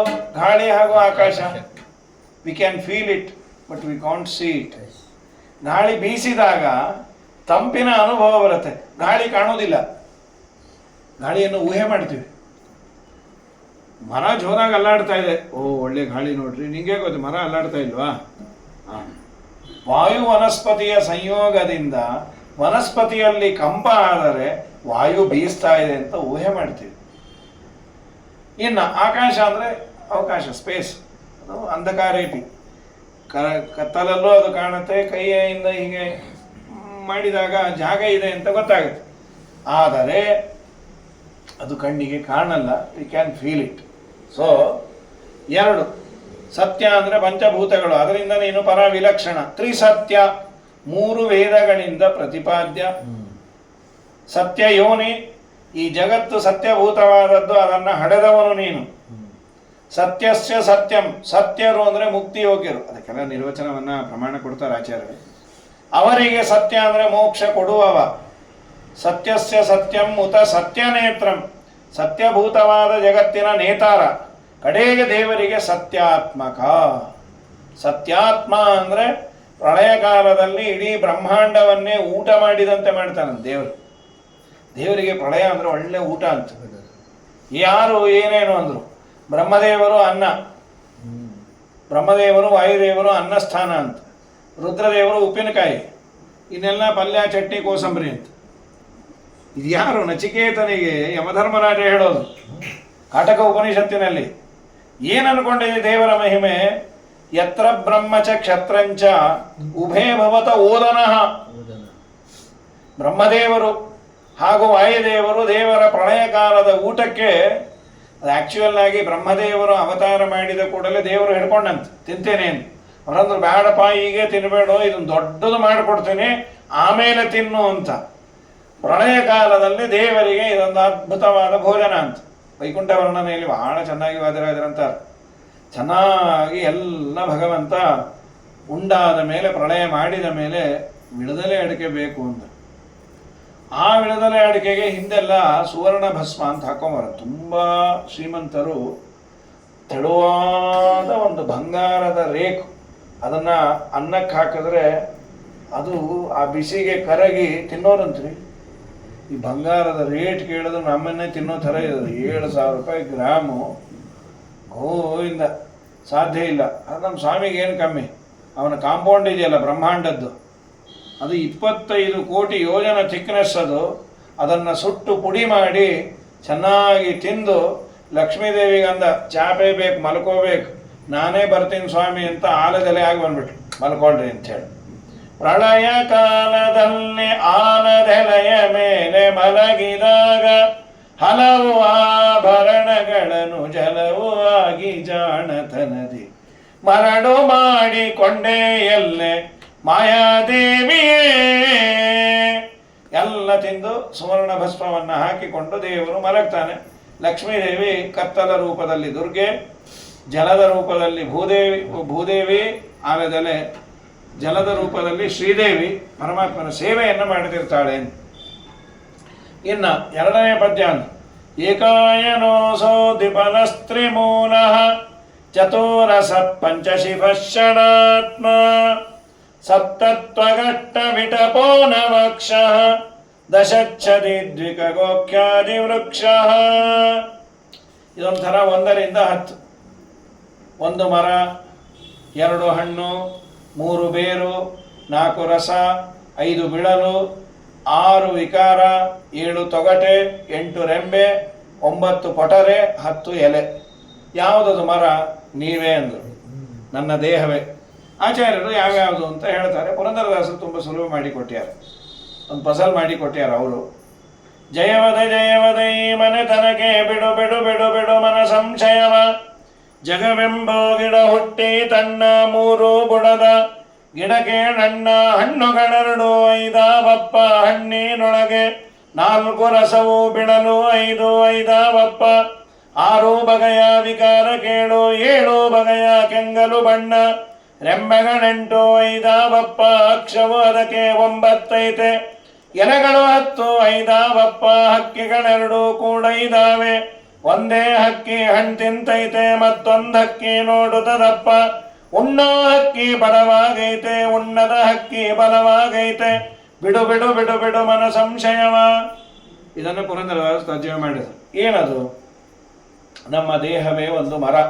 ಏಕಾಯನೋಸು, ಇದಕ್ಕೆ ಪ್ರಕೃತಿ ಕಾರಣ, ಅವಳಿಗೂ ಆಶ್ರಯನಾದದ್ದರಿಂದ ಹರಿ ಮುಖ್ಯ ಕಾರಣ. 1. 2 ಹಣ್ಣು ಅಂದರು. ಯಾವುದದು ಹಣ್ಣು? ಕರ್ಮಗಳು 2 ಬಗೆ. ಒಂದು ಸಕಾಮ ಕರ್ಮ, ಇನ್ನೊಂದು ನಿಷ್ಕಾಮ ಕರ್ಮ. ಎರಡನ್ನು ಮಾಡಿದರೂ ದೇವರು ಫಲ ಕೊಡ್ತಾನಲ್ಲ. ಸಕಾಮಿಗೆ 1 ಹಣ್ಣು, ನಿಷ್ಕಾಮಿಗೆ ಇನ್ನೊಂದು ಹಣ್ಣು, 2 ಹಣ್ಣು. 3 ಬೇರು. ಯಾವುದದು? ಸತ್ವಗುಣ, ರಜೋಗುಣ, ತಮೋಗುಣ. ತ್ರಿಗುಣಾತ್ಮಕವಾದ ದೇಹ ಆದದ್ದರಿಂದ ಇದೇ ಬೇರು. ಈ ಹಣ್ಣಿನೊಳಗೆ 4 ರಸವು ಅಂದರು. ಹಣ್ಣು ಅಂದಮೇಲೆ ರಸ ಇರಬೇಕಿಲ್ಲ, ಅಂದರೆ ಹಣ್ಣು ಅಂತ ಯಾರು ಅನ್ನಲ್ಲ. ಕೆಲವೊಮ್ಮೆ ಮೋಸ ಆಗುತ್ತದು. ಕೆಲವು ಹಣ್ಣು ಅಂಥೇಳಿ ಕೊಡ್ತಾರೆ, ಸ್ವಲ್ಪ ಮೆತ್ತಗಿದ್ರೆ ಅಡ್ಡಿ ಇಲ್ಲ. ನಿಂಬೆಹಣ್ಣು ಚೀಪ್ ಅಂಥೇಳಿ ತರ್ಲಿಕ್ಕೆ ಹೋದರೆ ಇಂಥವೇ ಆಗುತ್ತದೆ. 10 ರೂಪಾಯಿಗೆ 25 ಕೊಟ್ಬಿಟ್ಟ. ಅದನ್ನು ಹಿಂಡೋರೊಬ್ಬರು ಬೇಕಲ್ಲ. ಅದು ಹಣ್ಣು ಹಿಂಡೋರು ಹಣ್ಣಾಗ್ಬಿಟ್ಟದು. ಹಿಂಡಿ ಹಿಂಡಿ ಹಿಂಡಿ ಏನೇನೇ ರಸ ಬೀಳಲೇವಲ್ತದು. ಹೀಗಂತಾರೆ, ಹಾಗಂತಾರೆ, ಹೀಗಂತಾರೆ. ನೆಲ್ಲಿಕಾಯಿ ವಾಸಿ ಅದಕ್ಕಿನ್ನ. ಕಡೆಗೆ ಇವನು ಪ್ರಯತ್ನ ನೋಡಿ ದೇವರಿಗೆ ಕನಿಕರ ಬಂದು 1 ತೊಟ್ಟು ಬಿತ್ತು. 1 ಹನಿ ಹುಳಿ ಹತ್ತಿಲ್ಲ.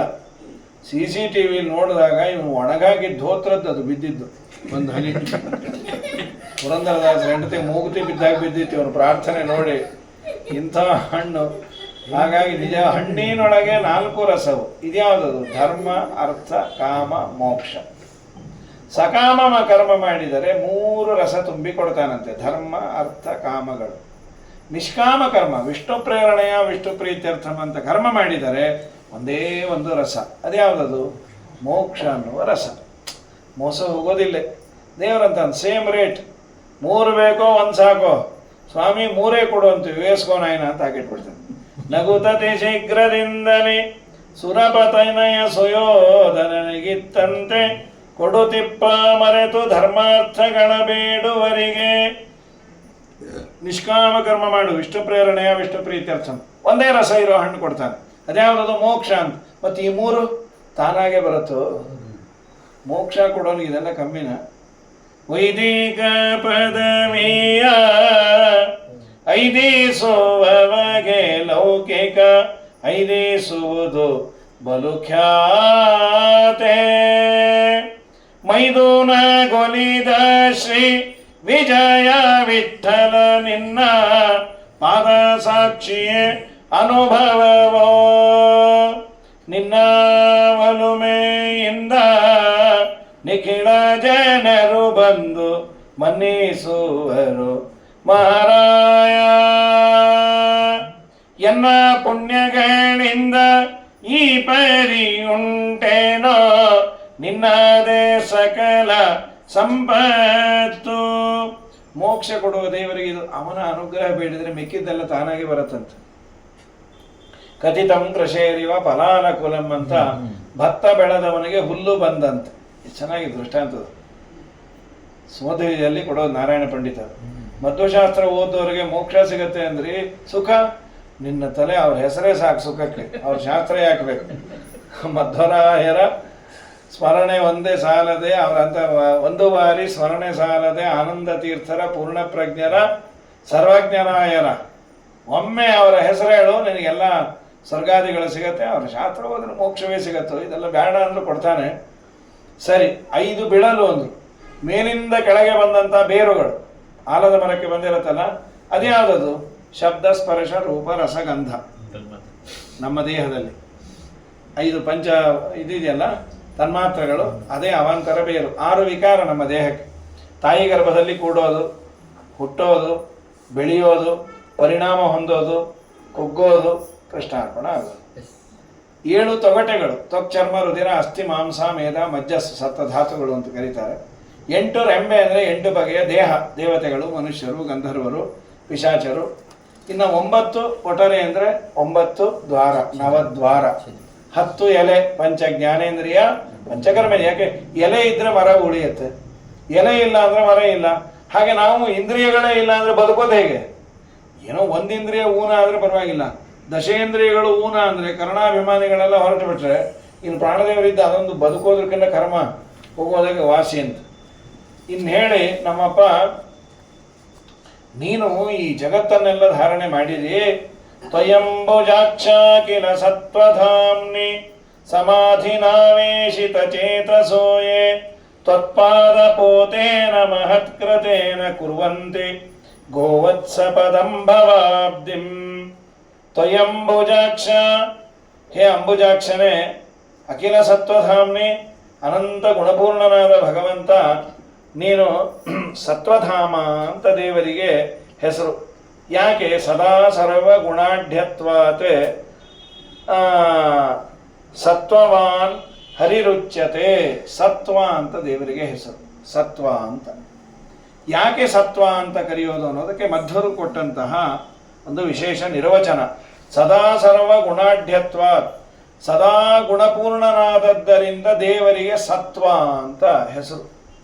ಅದಾದ ಈ ಕನ್ಸ್ಟ್ರಕ್ಷನ್ ಕಂಪನಿಗೆ ಅದಿದೆ ಸತ್ವ ಅಂತ ಹೇಳಿ, ಬಟ್ ಅವ್ರಿಗೆ ಹೆಸರು ಗೊತ್ತಿಲ್ಲ ಇದು. ಅವ್ರ ಸತ್ವ ಒಳ್ಳೆ ಸ್ವತ್ತು ಕೊಡ್ತೀವಿ. ಸದಾ ಸರ್ವ ಗುಣಾಢ್ಯತ್ವ, ಬೇಡ ಒಳ್ಳೆ ಕ್ವಾಲಿಟಿ ಕೊಡಬಹುದು, ಹೆಸರಂತೂ ಜೋರಿದೆ ಅದು ಸತ್ವ. ಹೀಗಾಗಿ ಸದಾ ಸರ್ವ ಗುಣಾಢ್ಯತ್ವ, ಎಲ್ಲ ಗುಣಗಳಿಂದ ತುಂಬಿದ್ದರಿಂದ ದೇವರಿಗೆ ಸತ್ವ ಅಂತ ಹೆಸರು. ಸಾಮಾನ್ಯ ಇಡಬಹುದಾ ಅಂತಿರ್ತಾರೆ, ಸಾತ್ವಿಕ ಅದೆಲ್ಲ ಇದೆ, ಸತ್ವ ಅಂತ ಯಾರು ಇಟ್ಟಿಲ್ಲ. ಸತ್ವ ಅಂತ ಯಾಕೆ ಇಡೋದು ಅಂದರೆ ಎಲ್ಲ ಗುಣಗಳಿಂದ ತುಂಬಿದವನು ಯಾರೋ ಅವನು ಅಂತ. ಹರಿರುಚ್ಯತೆ. ತ್ವಯಂಬುಜಾಕ್ಷ ಅಖಿಲ ಸತ್ವಧಾಮ್ನಿ, ಅಖಿಲ ಗುಣಗಳಿಂದ ಒಳ್ಳೆಯ ಗುಣಗಳಿಂದ ತುಂಬಿದ ನಿನ್ನಲ್ಲಿ ಸಮಾಧಿನಾವೇಶಿತ ಚೇತಸೋಯೇ, ಯಾರು ತಮ್ಮ ಮನಸ್ಸನ್ನ ಆಚೆ ಈಚೆ ಹೋಗದಂತೆ ನಿನ್ನ ಪಾದಕಮಲಗಳಲ್ಲೇ ಮನಸ್ಸನ್ನ ಇಟ್ಟಿದ್ದಾರೆ ಅವರು ಪುನಃ ಸಂಸಾರಕ್ಕೆ ಬರೋದಿಲ್ಲ. ಯಾಕೆ ಅಂದ್ರು? ತ್ವತ್ಪಾದ ಪೋತೇನ ಮಹತ್ಕೃತೇನ, ದೊಡ್ಡವರು ಹೇಳಿದ ನಿನ್ನ ಪಾದ ಕಮಲಗಳಲ್ಲಿ ಅವರು ಹತ್ತಿದ್ದರಿಂದ. ಅಂದ್ರೆ ಮಧ್ವಾಚಾರ್ಯರು ಇಲ್ಲೊಂದು ತುಂಬಾ ಸುಂದರವಾದ ಚಿಂತನೆಯನ್ನ ಹೇಳಿಕೊಡ್ತಾರೆ. ಸಂಸಾರವನ್ನ ದಾಟಬೇಕು ಅಂದ್ರೆ ಒಂದು ದೋಣಿ ಬೇಕು. ಯಾವುದದು ದೋಣಿ? ಪರಮಾತ್ಮನ ಪಾದವೆಂಬ ದೋಣಿ ಅಂತ. ಇದೊಂದು ವಿಚಿತ್ರ ದೋಣಿ, ಹತ್ತೋದಷ್ಟೇ. ಒಮ್ಮೆ ಹತ್ತಿ ಬಿಟ್ರೆ ಇಳಿಯೋ ಪ್ರಶ್ನೆನೇ ಇಲ್ಲ ಅಂದ್ರು. ಮತ್ ಗತಿ ಏನು?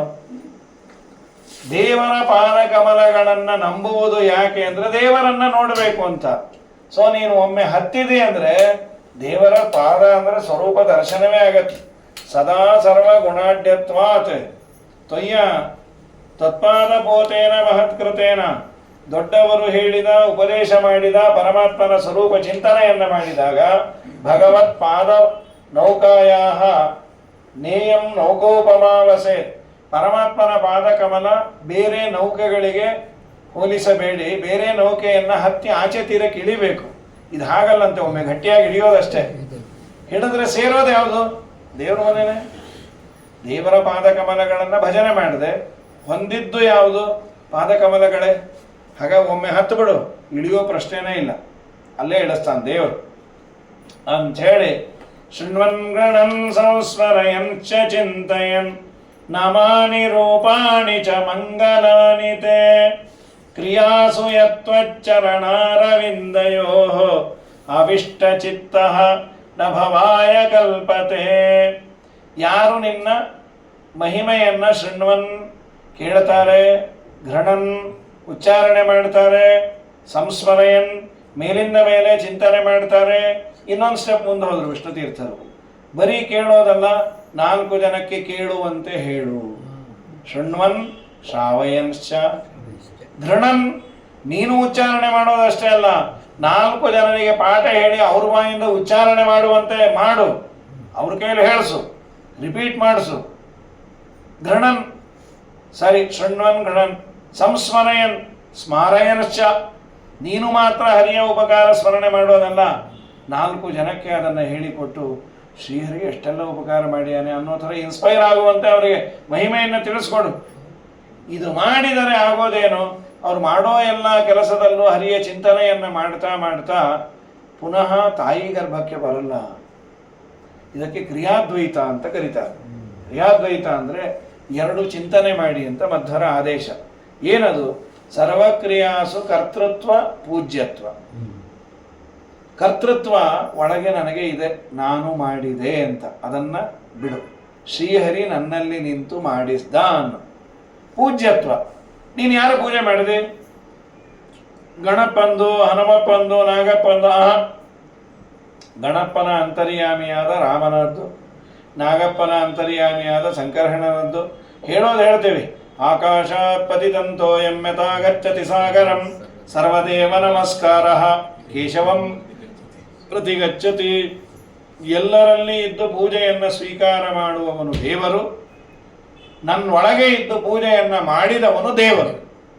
ಇಷ್ಟನ್ನು ನಾನು ಚಿಂತನೆ ಮಾಡಿದರೆ ಪುನಃ ಸಂಸಾರಕ್ಕೆ ಬರೋದಿಲ್ಲಂತೆ. ಇಲ್ಲಿ ಬರೋ ಸಮಸ್ಯೆನೇ ಒಂದು, ನಾ ಮಾಡಿದೆ, ಏನು ಮಾಡಿದೆ? ಅವ್ರಿಗೆ ಮಾಡಿದೆ, ಎರಡೂ ವೇಸ್ಟ್. ನಾ ಮಾಡಿದೆ, ಅವ್ರಿಗೆ ಮಾಡಿದೆ. ಇಲ್ಲ, ಅವರ ಅಂತರ್ಯಾಮಿಯಾದ ದೇವರು ಪ್ರೀತನಾಗಲಿ ಅಂತ ಮಾಡಿದೆ ಅನ್ಬಿಡು.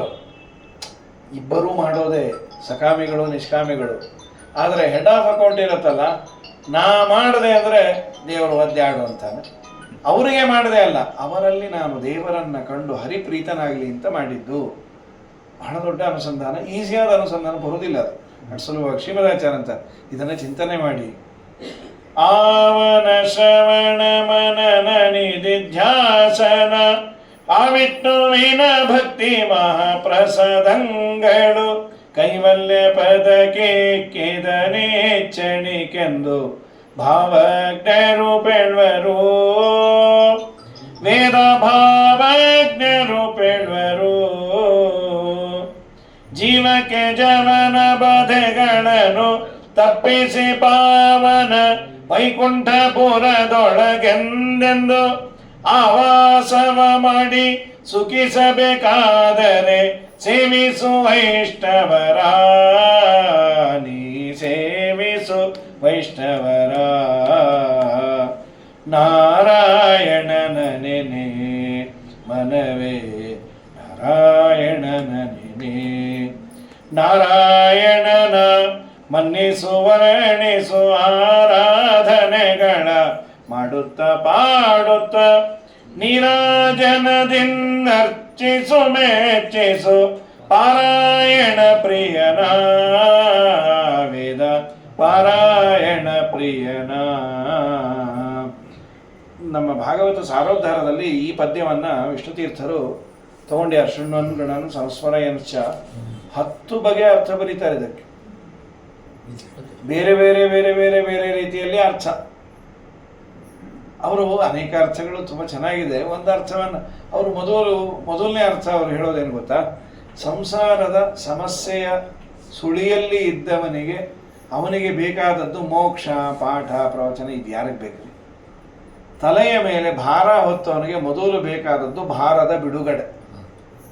ಅದನ್ನು ಉಪಾಯ ಹೇಳೋದು ಬಿಟ್ಬಿಟ್ಟು ಏನು ವಂಡರ್ಫುಲ್ಲು, ನೀವೇನು ಚೆನ್ನಾಗಿ ಕಾಣ್ತಾ ಇದ್ದೀರಿ, ಮೆಜೆಸ್ಟಿಕ್ಕಿಂದ ಅಕ್ಷಯನಗರದವರೆಗೂ ಇದನ್ನು ಹೊತ್ಕೊಂಬಂದ್ರ, ಹೀಗೇ ನಾವು ಸ್ಟುಡಿಯೋ ಹೊಟ್ಟೋಗೋಣ, ಈ ಟಿ ವಿ ಆ ಟಿ ವಿ ಇನ್ನೊಂದು ಟಿ ವಿ. ಅವನಂದ ಈಗಾಗಲೇ ಕೃಷ್ಣಾರ್ಪಣೆ ಆಗೋನಿದ್ದೀನಪ್ಪ, ಮೊದಲು ಆ ಭಾರ ಕೆಳಗೆ ಮಾಡು. ಸಂಸಾರದ ನಾನಾ ಸಮಸ್ಯೆಗಳಿಂದ ಬೆಂದ ನೊಂದ ಜೀವಕ್ಕೆ ಏನಾದರೂ ಒಂದು ತಂಪನ್ನು ಕೊಡುವ ಔಷಧಿ ನಿಮ್ಮಲ್ಲಿ ಇದೆಯಾ ಅಂದರೆ ವಿಷ್ಣುತೀರ್ಥರಂತಾರೆ, ಶೃಣ್ವನ್ ಗೃಣನ್ ಸಂಸ್ಮರಯನ್, ಭಗವಂತನ ವಾರ್ತೆಯನ್ನು ಕೇಳು, ಖಂಡಿತ ನಿನಗೆ ತಂಪನ್ನು ಕೊಡುತ್ತೆ. ಇನ್ನೊಂದಂತಾರೆ, 30 ಭಾಗವತ ಧರ್ಮಗಳು ಅಂತ ಇದ್ದಾವೆ, ಅದರಲ್ಲಿ ಯಾವುದಾದ್ರೂ ಸ್ಪೆಷಲ್ ಅಂತ ನೀವು ಐಡೆಂಟಿಫೈ ಮಾಡಿದ್ದೀರಾ? ವಿಷ್ಣುತೀರ್ಥರಂತಾರೆ, ಯಾವ ಭಾಗವತ ಧರ್ಮಗಳನ್ನು ಅನುಷ್ಠಾನ ಮಾಡುವುದರಿಂದ ಪರಮಾತ್ಮನ ಪಾದಕಮಲಗಳಲ್ಲಿ ನಮ್ಮ ಮನಸ್ಸು ಹೋಗಿ ಗಟ್ಟಿಯಾಗಿ ನಿಲ್ಲತ್ತೆ, ಆ ಭಾಗವತ ಧರ್ಮ ಅತ್ಯುತ್ತಮವಾದದ್ದು. ಅದು ಸಾಧ್ಯ ಇರೋದು ಶ್ರವಣ ಮನನ ಧ್ಯಾನ, ಶೃಣ್ವನ್ ಗೃಣನ್ ಸಂಸ್ಮರಯನ್ ಅಂತ. ಇದು ಭಾಗವತ ಧರ್ಮಗಳಲ್ಲಿ ಬರುತ್ತಿದ್ದು 30ರಲ್ಲಿ ಇದು 3. ಇನ್ನೊಂದು ಮಾತಂತಾರೆ, ನನಗೆ ದೇವರ ಆರಾಧನೆ, ದೇವರ ಮಂತ್ರ ಸ್ತೋತ್ರ ಅಂದರೆ ಅಲರ್ಜಿ, ನನ್ನಂಥವನು ದೇವರಿಗೆ ಆಗ್ಬೋದು ಅಂದರು. ಹೇಗೆ, ನಿನಗೆ ಮಾತು ಬರುತ್ತಾ? ಫಸ್ಟ್ ಕ್ಲಾಸಾಗಿ ಮಾತಾಡ್ತೀನಿ. ಕಿವಿ ನೆಟ್ಟಗೆ ಕೇಳತ್ತಾ? ತುಂಬ ಶಾರ್ಪ್. ಪಕ್ಕದ ಮನೆಯವ್ರು ಮಾತಾಡಿದ್ದೆಲ್ಲ ನೀಟಾಗಿ ಕೇಳತ್ತೆ. ಹೌದಪ್ಪ, ಹಾಗಾದರೆ ನಿನಗೆ ಕೇಳಿಸಿದ್ದಕ್ಕೆ ಒಂದು ನಮಸ್ಕಾರ ಮಾಡು, ದೇವರಿಗೆ ಮಾತಾಡಿದ್ದಕ್ಕೆ ಒಂದು ನಮಸ್ಕಾರ ಮಾಡಿ. ಯಾಕೆ ಅಂದರು, ಮಾತು ಕೊಟ್ಟ, ಕೇಳುವ ಕಿವಿ ಕೊಟ್ಟ. ನಿನ್ನ ಜೊತೆಗೆ ಹುಟ್ಟಿದ ಎಷ್ಟೋ ಜನಕ್ಕೆ ಹುಟ್ಟುತ್ತಾನೆ, ಮಾತಿಲ್ಲ ಕಿವಿ ಇಲ್ಲ, ಡೆಮನ್ ಡೆಫ್ ಮಾಡಿಯಾನೆ, ಆ ಪಂಕ್ತಿಯಲ್ಲಿ ನಿನ್ನನ್ನು ಹಾಕಲಿಲ್ಲಲ್ಲ, ದೇವ್ರಿಗೊಂದು ನಮಸ್ಕಾರ ಮಾಡಿ. ಎಷ್ಟು ಸಾವಿರ ಕೋಟಿ ಕೊಟ್ಟರೆ ಕಿವುಡಾದ ಕಿವಿಗೆ ಸಂಗೀತ ಕೇಳೋದಿಲ್ಲ.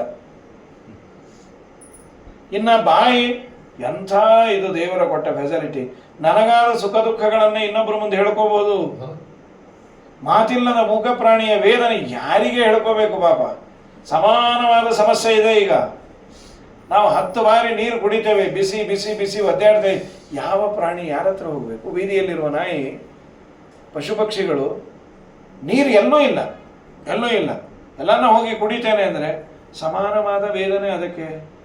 ಎಲ್ಲಿ ಕುಡಿಬೇಕು ನೀರು ವಿಚಾರ ಮಾಡಿ, ತುಂಬ ಕಷ್ಟ.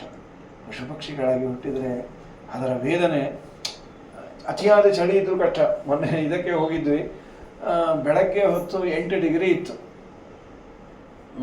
ಶುಕಸ್ಥಳದಲ್ಲಿ. ಕೋತಿಗಳ ಕಾಟ ಜಾಸ್ತಿ ಅಲ್ಲಿ ಸ್ನಾನಕ್ಕೆ ಹೋದಾಗ.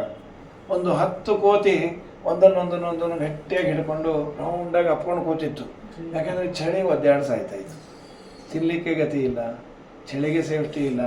ರೂಮ್ ಹೀಟ್ರ್ ಹಾಕೋತೀವಿ, ಅತಿ ಬಿಸಿ ಆದರೆ AC ಹಾಕೋತೀವಿ, ಏನೇನು ಬೇಕೋ ಅದನ್ನು ಮನೇಲಿ ಮಾಡ್ಕೋತೀವಿ. ಕೈಲಾಗಲಿಲ್ಲ ಅಂದರೆ ಇನ್ಯಾರಿಗನ್ನ ಮಾಡು ಅಂತೀವಿ. ಇಲ್ಲ ಅವ್ರಿಗೂ ಆಗಲಿಲ್ಲ, ಸ್ವಲ್ಪ ನಾವು ಮಡಿ ಮೈಲಿಗೆ ಚೂರು ಕಮ್ಮಿ ಮಾಡ್ತೀವಿ ಅಂದರೆ ಇದ್ದಕ್ಕಿದ್ದ ಹಾಗೆ ಒತ್ತತೀವಿ. ಅವನು ಸ್ವಿಗ್ಗಿಯಿಂದ ಹುಗ್ಗಿ, ಟೊಮೆಟೊ ಗೊಜ್ಜು ತಂದು ಒಗಿತಾನೆ, ತಿಂದು ಕೊಡ್ತೀವಿ. ಅಲ್ಲ, ಮನುಷ್ಯನಿಗೆ ಈ ಫೆಸಿಲಿಟೀಸ್ ಇದೆ. ಯಾವ ಪ್ರಾಣಿಗೆ ಅನ್ನ ಆಹಾರದ ಫೆಸಿಲಿಟಿ ಎಲ್ಲಿದೆ ಪಾಪ? ಅನ್ನ ಆಹಾರದ್ದು ಅದೆಲ್ಲ ವೆರೈಟೀಸ್ ಹಾಳಾಗೋಗ್ಲಿ, ಮಿನಿಮಮ್ ನೀರು ಕುಡಿಬೇಕು ಅಂದ್ರೆ ಗತಿ ಇಲ್ವೇ? ಮನೆ ಮುಂದೆ ಬಂದಂತಹ ಪ್ರಾಣಿಗಳಿಗೆ ಈಗ ನೀರಿಟ್ಟರೆ ಏನು ಆನಂದ ಕುಡಿದೋ ಗೊತ್ತೋ ಪಾಪ. ಅದಕ್ಕೂ ನೀರಿಡಿಕೆ ಆಗತ್ತೆ ಪಾಪ. ಟನೇಜ್ ಹಾಕ್ತಾರೆ ಕುದುರೆ ಮೇಲೋ, ಆ ಎತ್ತಿನ ಗಾಡಿ ಮೇಲೋ. ಅದು ನಮ್ಮ ಪರಿಸರದಲ್ಲೇ ಬೆಳೆಯೋದ್ರಿಂದ ಅದಕ್ಕೂ ದೇಹದಾರಡ್ಯ ಕಮ್ಮಿನೇ. ಅದಕ್ಕೂ ಭಾರ ಹೊರಲಿಕ್ಕಾಗೋದಿಲ್ಲ ಮೊದಲಿನಂತೆ, ಹೇಳ್ಕೊಳ್ಲಿಕ್ಕಾಗಲ್ಲ. ಹೊಡಿತಾನೆ, ಬಡಿತಾನೆ, ಬೀಳತ್ತೆ, ಕುಸಿಯತ್ತೆ. ಯಾಕನ್ನ ದೇವರೇ ಈ ಜನ್ಮ ಕೊಟ್ಟೋ, ದಯಮಾಡಿ ಈ ಜನ್ಮದಿಂದ ಮೊದಲು ಕಟ್ಕೊಂಡು ಹೋಗೋ. ಗೋವುಗಳಿಗೆ ಹಾರ್ಟ್ ಅಟ್ಯಾಕ್ ಆಗುತ್ತಂತೆ ಪಾಪ. ಯಾರಿಗೆ ಹೇಳ್ಕೋಬೇಕು? ಅದರಲ್ಲೂ ಇಂಡಸ್ಟ್ರಿಯಲ್ ಏರಿಯಾದಲ್ಲಿರುವ ಗೋವುಗಳು ಇದನ್ನು ತಿಂದು ಬಿಡತ್ತಂತ ಪಾಪ. ಕಬ್ಬಿಣದ ಚೂರುಗಳು ಅದು ಇದು ಬಿದ್ದದ್ದು ಆ ರೆಸ್ಪಿರೇಟ್ರಿ ಟ್ರ್ಯಾಕಲ್ಲಿ ಹೋಗಿ ಸಿಕ್ಕಾಕೊಂಡ್ಬಿಟ್ರೆ ಅದರ ನೋವು ಹೇಳತೀರದು. ಯಾರ ಹತ್ರ ಹೇಳಬೇಕು? ತುಂಬ ಕಷ್ಟ ಪ್ರಾಣಿ ಜೀವನ. ಅದಕ್ಕೆ ಅಂದರು ಶೃಣ್ವನ್ ಗಣನ್. ನಮ್ಮಪ್ಪ ಆಡುವ ಮಾತು ಕೊಟ್ಟು, ಕೇಳುವ ಕಿವಿಯನ್ನು ಕೊಟ್ಟು, ಇದು ಎಲ್ಲಕ್ಕಿನ್ನ ನಿನಗೆ ದೊಡ್ಡ ನಮಸ್ಕಾರ ಯಾವುದು ಗೊತ್ತಾ? ಬುದ್ಧಿಯನ್ನು ಕೊಟ್ಟು, ಸ್ಮರಣೆಯನ್ನು ಕೊಟ್ಟು. ಇದು ದೇವರು ಕೊಡಲಿಲ್ಲ ಅಂದರೆ ದೇವರೇ ದಿಕ್ಕು. ಓದಿದ್ದೇನೆ ಚೆನ್ನಾಗಿ, ಎಕ್ಸಾಮಿನೇಷನ್ ಹಾಲ್ಗೆ ಹೋದೆ, ಪೇಪರ್ ನೋಡಿದ ಕೂಡಲೇ ಮೈಂಡ್ ಬ್ಲೈಂಡ್ ಆಗಿಬಿಡ್ತು. ಓ ಎಂದು ಹೊರಗೆ ಬಂದ ಕೂಡಲೇ ಎಲ್ಲದಕ್ಕೂ ಪಟ ಪಟ ಪಟ ಪಟ ಪಟ ಉತ್ತರ ಹೇಳೋದು. ಎಲ್ಲಿ ಬೇಕು ಅಲ್ಲಿ ಬರಲಿಲ್ಲ ಅಂದರೆ ಕರ್ಣನ ವಿದ್ಯೆ ಆದಾಗ ಕೂತ್ಕೊಂಡ್ಬಿಡುತ್ತೆ. 70-80 ವರ್ಷಕ್ಕೆ ಮರು ಬರುತ್ತೆ. ಅದಕ್ಕೊಂದು ಒಳ್ಳೆಯ ಹೆಸರಿಟ್ಟಿದ್ದೀವಿ, ಅಲ್ಜಿಮರೀಸ್. ಏನು ಅಲ್ಜಿಮರೀಸ್ ಆದರೂ ನಮ್ಮ ನಿಮ್ಮ ಜೀವನದಲ್ಲಿ ಏನಾದರೂ ನಮಗೆ ಮರವು 80 ವರ್ಷ ಅಥವಾ 70 ವರ್ಷ ಆದಮೇಲೆ ಬಂದರೆ ಕಷ್ಟ ಆದರೂ ಅಡ್ಡಿ ಇಲ್ಲ. ಜೀವನದಲ್ಲಿ ಅವನು ಪ್ರಧಾನವಾದ ಏಜನ್ನು ಸಾಗಿಸಿ ಆಗಿದೆ. ಇದೇ ಮರುವು ನಮಗೆ 15ನೇ ವರ್ಷಕ್ಕೆ ಬಂದ್ಬಿಟ್ರೆ ಗತಿ ಏನ್ರಿ? ದೇವರೇ ದಿಕ್ಕು. ಕೆಲವೊಂದು ಮರೀದೇ ಇದ್ರೆ ಅದು ಇದು ಕಷ್ಟ. ಅಮ್ಮನ ಗರ್ಭದಲ್ಲಿ ಇದ್ದಾಗ ಆದ ನೋವನ್ನು ಮರೀದೇ ಇದ್ರೆ, ಅಥವಾ ನಮ್ಮ ನಿಮ್ಮ ಜೀವನದಲ್ಲಿ ಬಹಳ ದೊಡ್ಡ ಕೆಟ್ಟ ಇನ್ಸಿಡೆಂಟ್ ಈಗ ಆಗಿರತ್ತೆ, ಅದು ಮೊದಲನೇ ದಿನ ಇದ್ದ ನೋವು, ಮೊದಲನೇ ದಿನ ಇದ್ದಂತಹ ತೊಂದರೆ ಇಡೀ ಜೀವನದಲ್ಲಿ ಇದ್ದು ಬಿಟ್ರೆ ಆ್ಯಡ್ ಆನ್ ಆಗ್ತಾ ಹೋಗತ್ತೆ. 1 ತಿಂಗಳಾದ್ಮೇಲೆ ಕಮ್ಮಿ ಆಗತ್ತೆ, ವರ್ಷ ಆದಮೇಲೆ ಇನ್ನೂ ಕಮ್ಮಿ ಆಗತ್ತೆ, 10 ವರ್ಷಕ್ಕೆ ಮರೆತೇ ಹೋಗುತ್ತೆ. ಸಣ್ಣ ಪುಟ್ಟ ಜೀವನದಲ್ಲಿ ಯಾವ ವ್ಯವಸ್ಥೆ ಆಯಿತು ಅಂತಂದರೆ ಪಾಪ ತುಂಬ ಕಷ್ಟ ಇದೆ. ದೇವರು ಮರವು ಕೊಟ್ಟದ್ದು ಒಂದು ಭಾಗ್ಯ, ಕೆಲವು ಮರೀದೇ ಇರುವಂತೆ ದೇವರು ಮಾಡಿದ್ದು ದೊಡ್ಡ ಭಾಗ್ಯ. ಪ್ರತಿದಿನಂ ಪ್ರತಿಕ್ಷಣಂ ಬುದ್ಧಿಶೋಧಕೇನ ಅಂತ ರಾಘವೇಂದ್ರ ಸ್ವಾಮಿಗಳಂತಾರೆ. ಏನ ಬ್ರೈನ್ ಕೆಲಸ ಮಾಡೋದು, ಕ್ಷಣ ಕ್ಷಣಕ್ಕೆ ಮೋಟಾರ್ ನರ್ಸು ಸಂಸಾರ ನರ್ಸು ಕೆಲಸ ಮಾಡ್ತಾ ಇರುತ್ತೆ.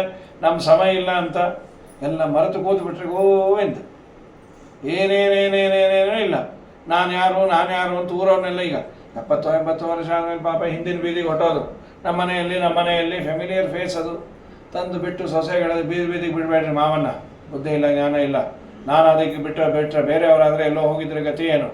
ಬಾಯಿ ಮುಚ್ಚ್ರಿ, ನೀವು ಅತ್ತೆ ಮಾವ ಹೋದ್ಮೇಲೆ ಮದುವೆ ಆಗಿದ್ದಾರೆ, ನಿಮ್ಗೇನು ಗೊತ್ತು ಅವ್ರು ಕೊಡೋ ಕಾಟ? ನಾನು ಒದ್ದಾಡಿ ಸಾಯೋದು, ನಮಗೂ ನೋಡ್ಕೊಂಬೋದು ಗೊತ್ತು, ಹೋಗ್ರಿ ಅಂತ ಅವ್ರನ್ನ ಬೈದು ಆಮೇಲೆ ಈ ಮಾವನ ಬೈತಾರೆ. ನೀವ್ಯಾಕೆ ಹಿಂದಿನ ಬೀದಿಗೆ ಹೋಗಿದ್ರಿ, ಬುದ್ಧಿ ಜ್ಞಾನ ಇಲ್ಲ, ನಮ್ಮನ್ನೆಲ್ಲ ಬೈತಾರೆ. ನಾಳೆಯಿಂದ ಹೋಗಲ್ಲ. ಅವ್ರು ಬೈದಿದ್ದು ಮರೆತು ಬಿಟ್ಟು ಮಾರನೇ ದಿನ ಮುಂದಿನ ಬೀದಿಗೆ ಹೊಟ್ಟೋದು. ಎಲ್ಲವೂ ಮರೆತು ಬಿಟ್ಟರೆ ಇದು ನಮಗೇನಾದರೂ ಸಣ್ಣ ವಯಸ್ಸಿಗೆ ಆದರೆ. ಹಾಗಾಗಿ ನಮ್ಮ ಭಗವಂತ ಇಷ್ಟನ್ನೆಲ್ಲ ಮಾಡಿ, ನೀ ಏನು ಯೋಚನೆ ಮಾಡಬೇಡ, ನಿನ್ನ ಗರ್ಭದಲ್ಲಿ ಮಾಬುದ್ಭಯಂ ಭೋಜಪದೇ ಮುಮೂರ್ಷ ಗೋಪ್ತಾಯದು ನಾಂ ಭವಿತಾ ತವಾತ್ಮಜ. ನಿನ್ನ ಮಗ ನಮ್ಮೆಲ್ಲರ ರಕ್ಷಣೆ ಮಾಡೋ ದೇವರು ಅಂತ ಗರ್ಭಸ್ತುತಿಯನ್ನು ಉಪಸಂಹಾರ ಮಾಡ್ತಾರೆ. ಪರಮಾತ್ಮ ಅವರೆಲ್ಲ ಉಪಸಂಹಾರ ಮಾಡಿ ಹೋದ ಮೇಲೆ ರಾತ್ರಿ 12 ಗಂಟೆ 12 ಗಂಟೆ ನಿಶೀತೆ ತಮ ಉದ್ಭೂತೆ ಜಾಯಮಾನೇ ಜನಾರ್ದನೇ ದೇವಕ್ಯಾಂ ದೇವರೂಪಿಣ್ಯಾಂ ವಿಷ್ಣುಸರ್ವಗುಹಾಶ್ರಯ ಪ್ರಾದುರಾಸೀತ್ ಯಥಾ ಪ್ರಾಚ್ಯಾಂ ದಿಶೀಂದ್ರಿವ ಪುಷ್ಕಲಃ. ದೇವರು ಪ್ರಾದುರ್ಭೂತನಾದ. ನಾಳೆ ದಿವಸ ಭಗವಂತನ ಮುಂದಿನ ಬಾಲಲೀಲೆಗಳನ್ನೆಲ್ಲ ನೋಡುವ. ಹರೇ ನಮಃ. ಶ್ರೀಕೃಷ್ಣ ಪ್ರಣಮಸ್ತು. ಸೊ ಗರ್ಭಸ್ತುತಿ ವಿಸ್ತಾರವಾಗಿ ಹೇಳಿದ್ದೀನಿ ಸ್ವಾಮಿ. ಹಾಂ, ಓಂ ಭೂರ್ಭುವಃ ಸ್ವಃ ತಸ್ಸಾವಿತುರ್ವರೆಣ್ಯಂ ಭರ್ಗೋ ದೇವಸ್ಯ ಧೀಮಹಿ ಧಿಯೋ ಯೋ ನಃ ಪ್ರಚೋದಯಾತ್.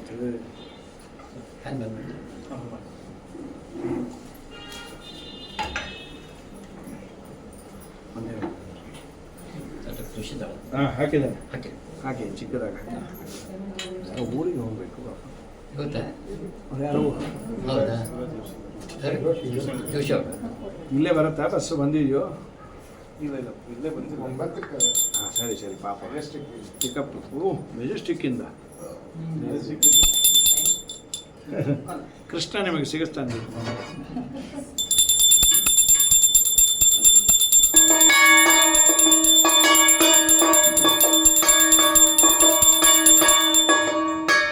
ಇದು ಗರ್ಭಸ್ತುತಿ ವಿಸ್ತಾರವಾಗಿ ಹೇಳಿದೆ ಎಂದು ಕುಲಕರ್ಣಿಯವರು. ಕೇಳೋದ್ರೊಳಗೆ ಸ್ವಲ್ಪ ಬೇರೆ ಇದು. ಆಯ್ತು ತಗೊಳ್ಳಿ ಸ್ವಾಮಿ, ತಗೊಳ್ಳಿ.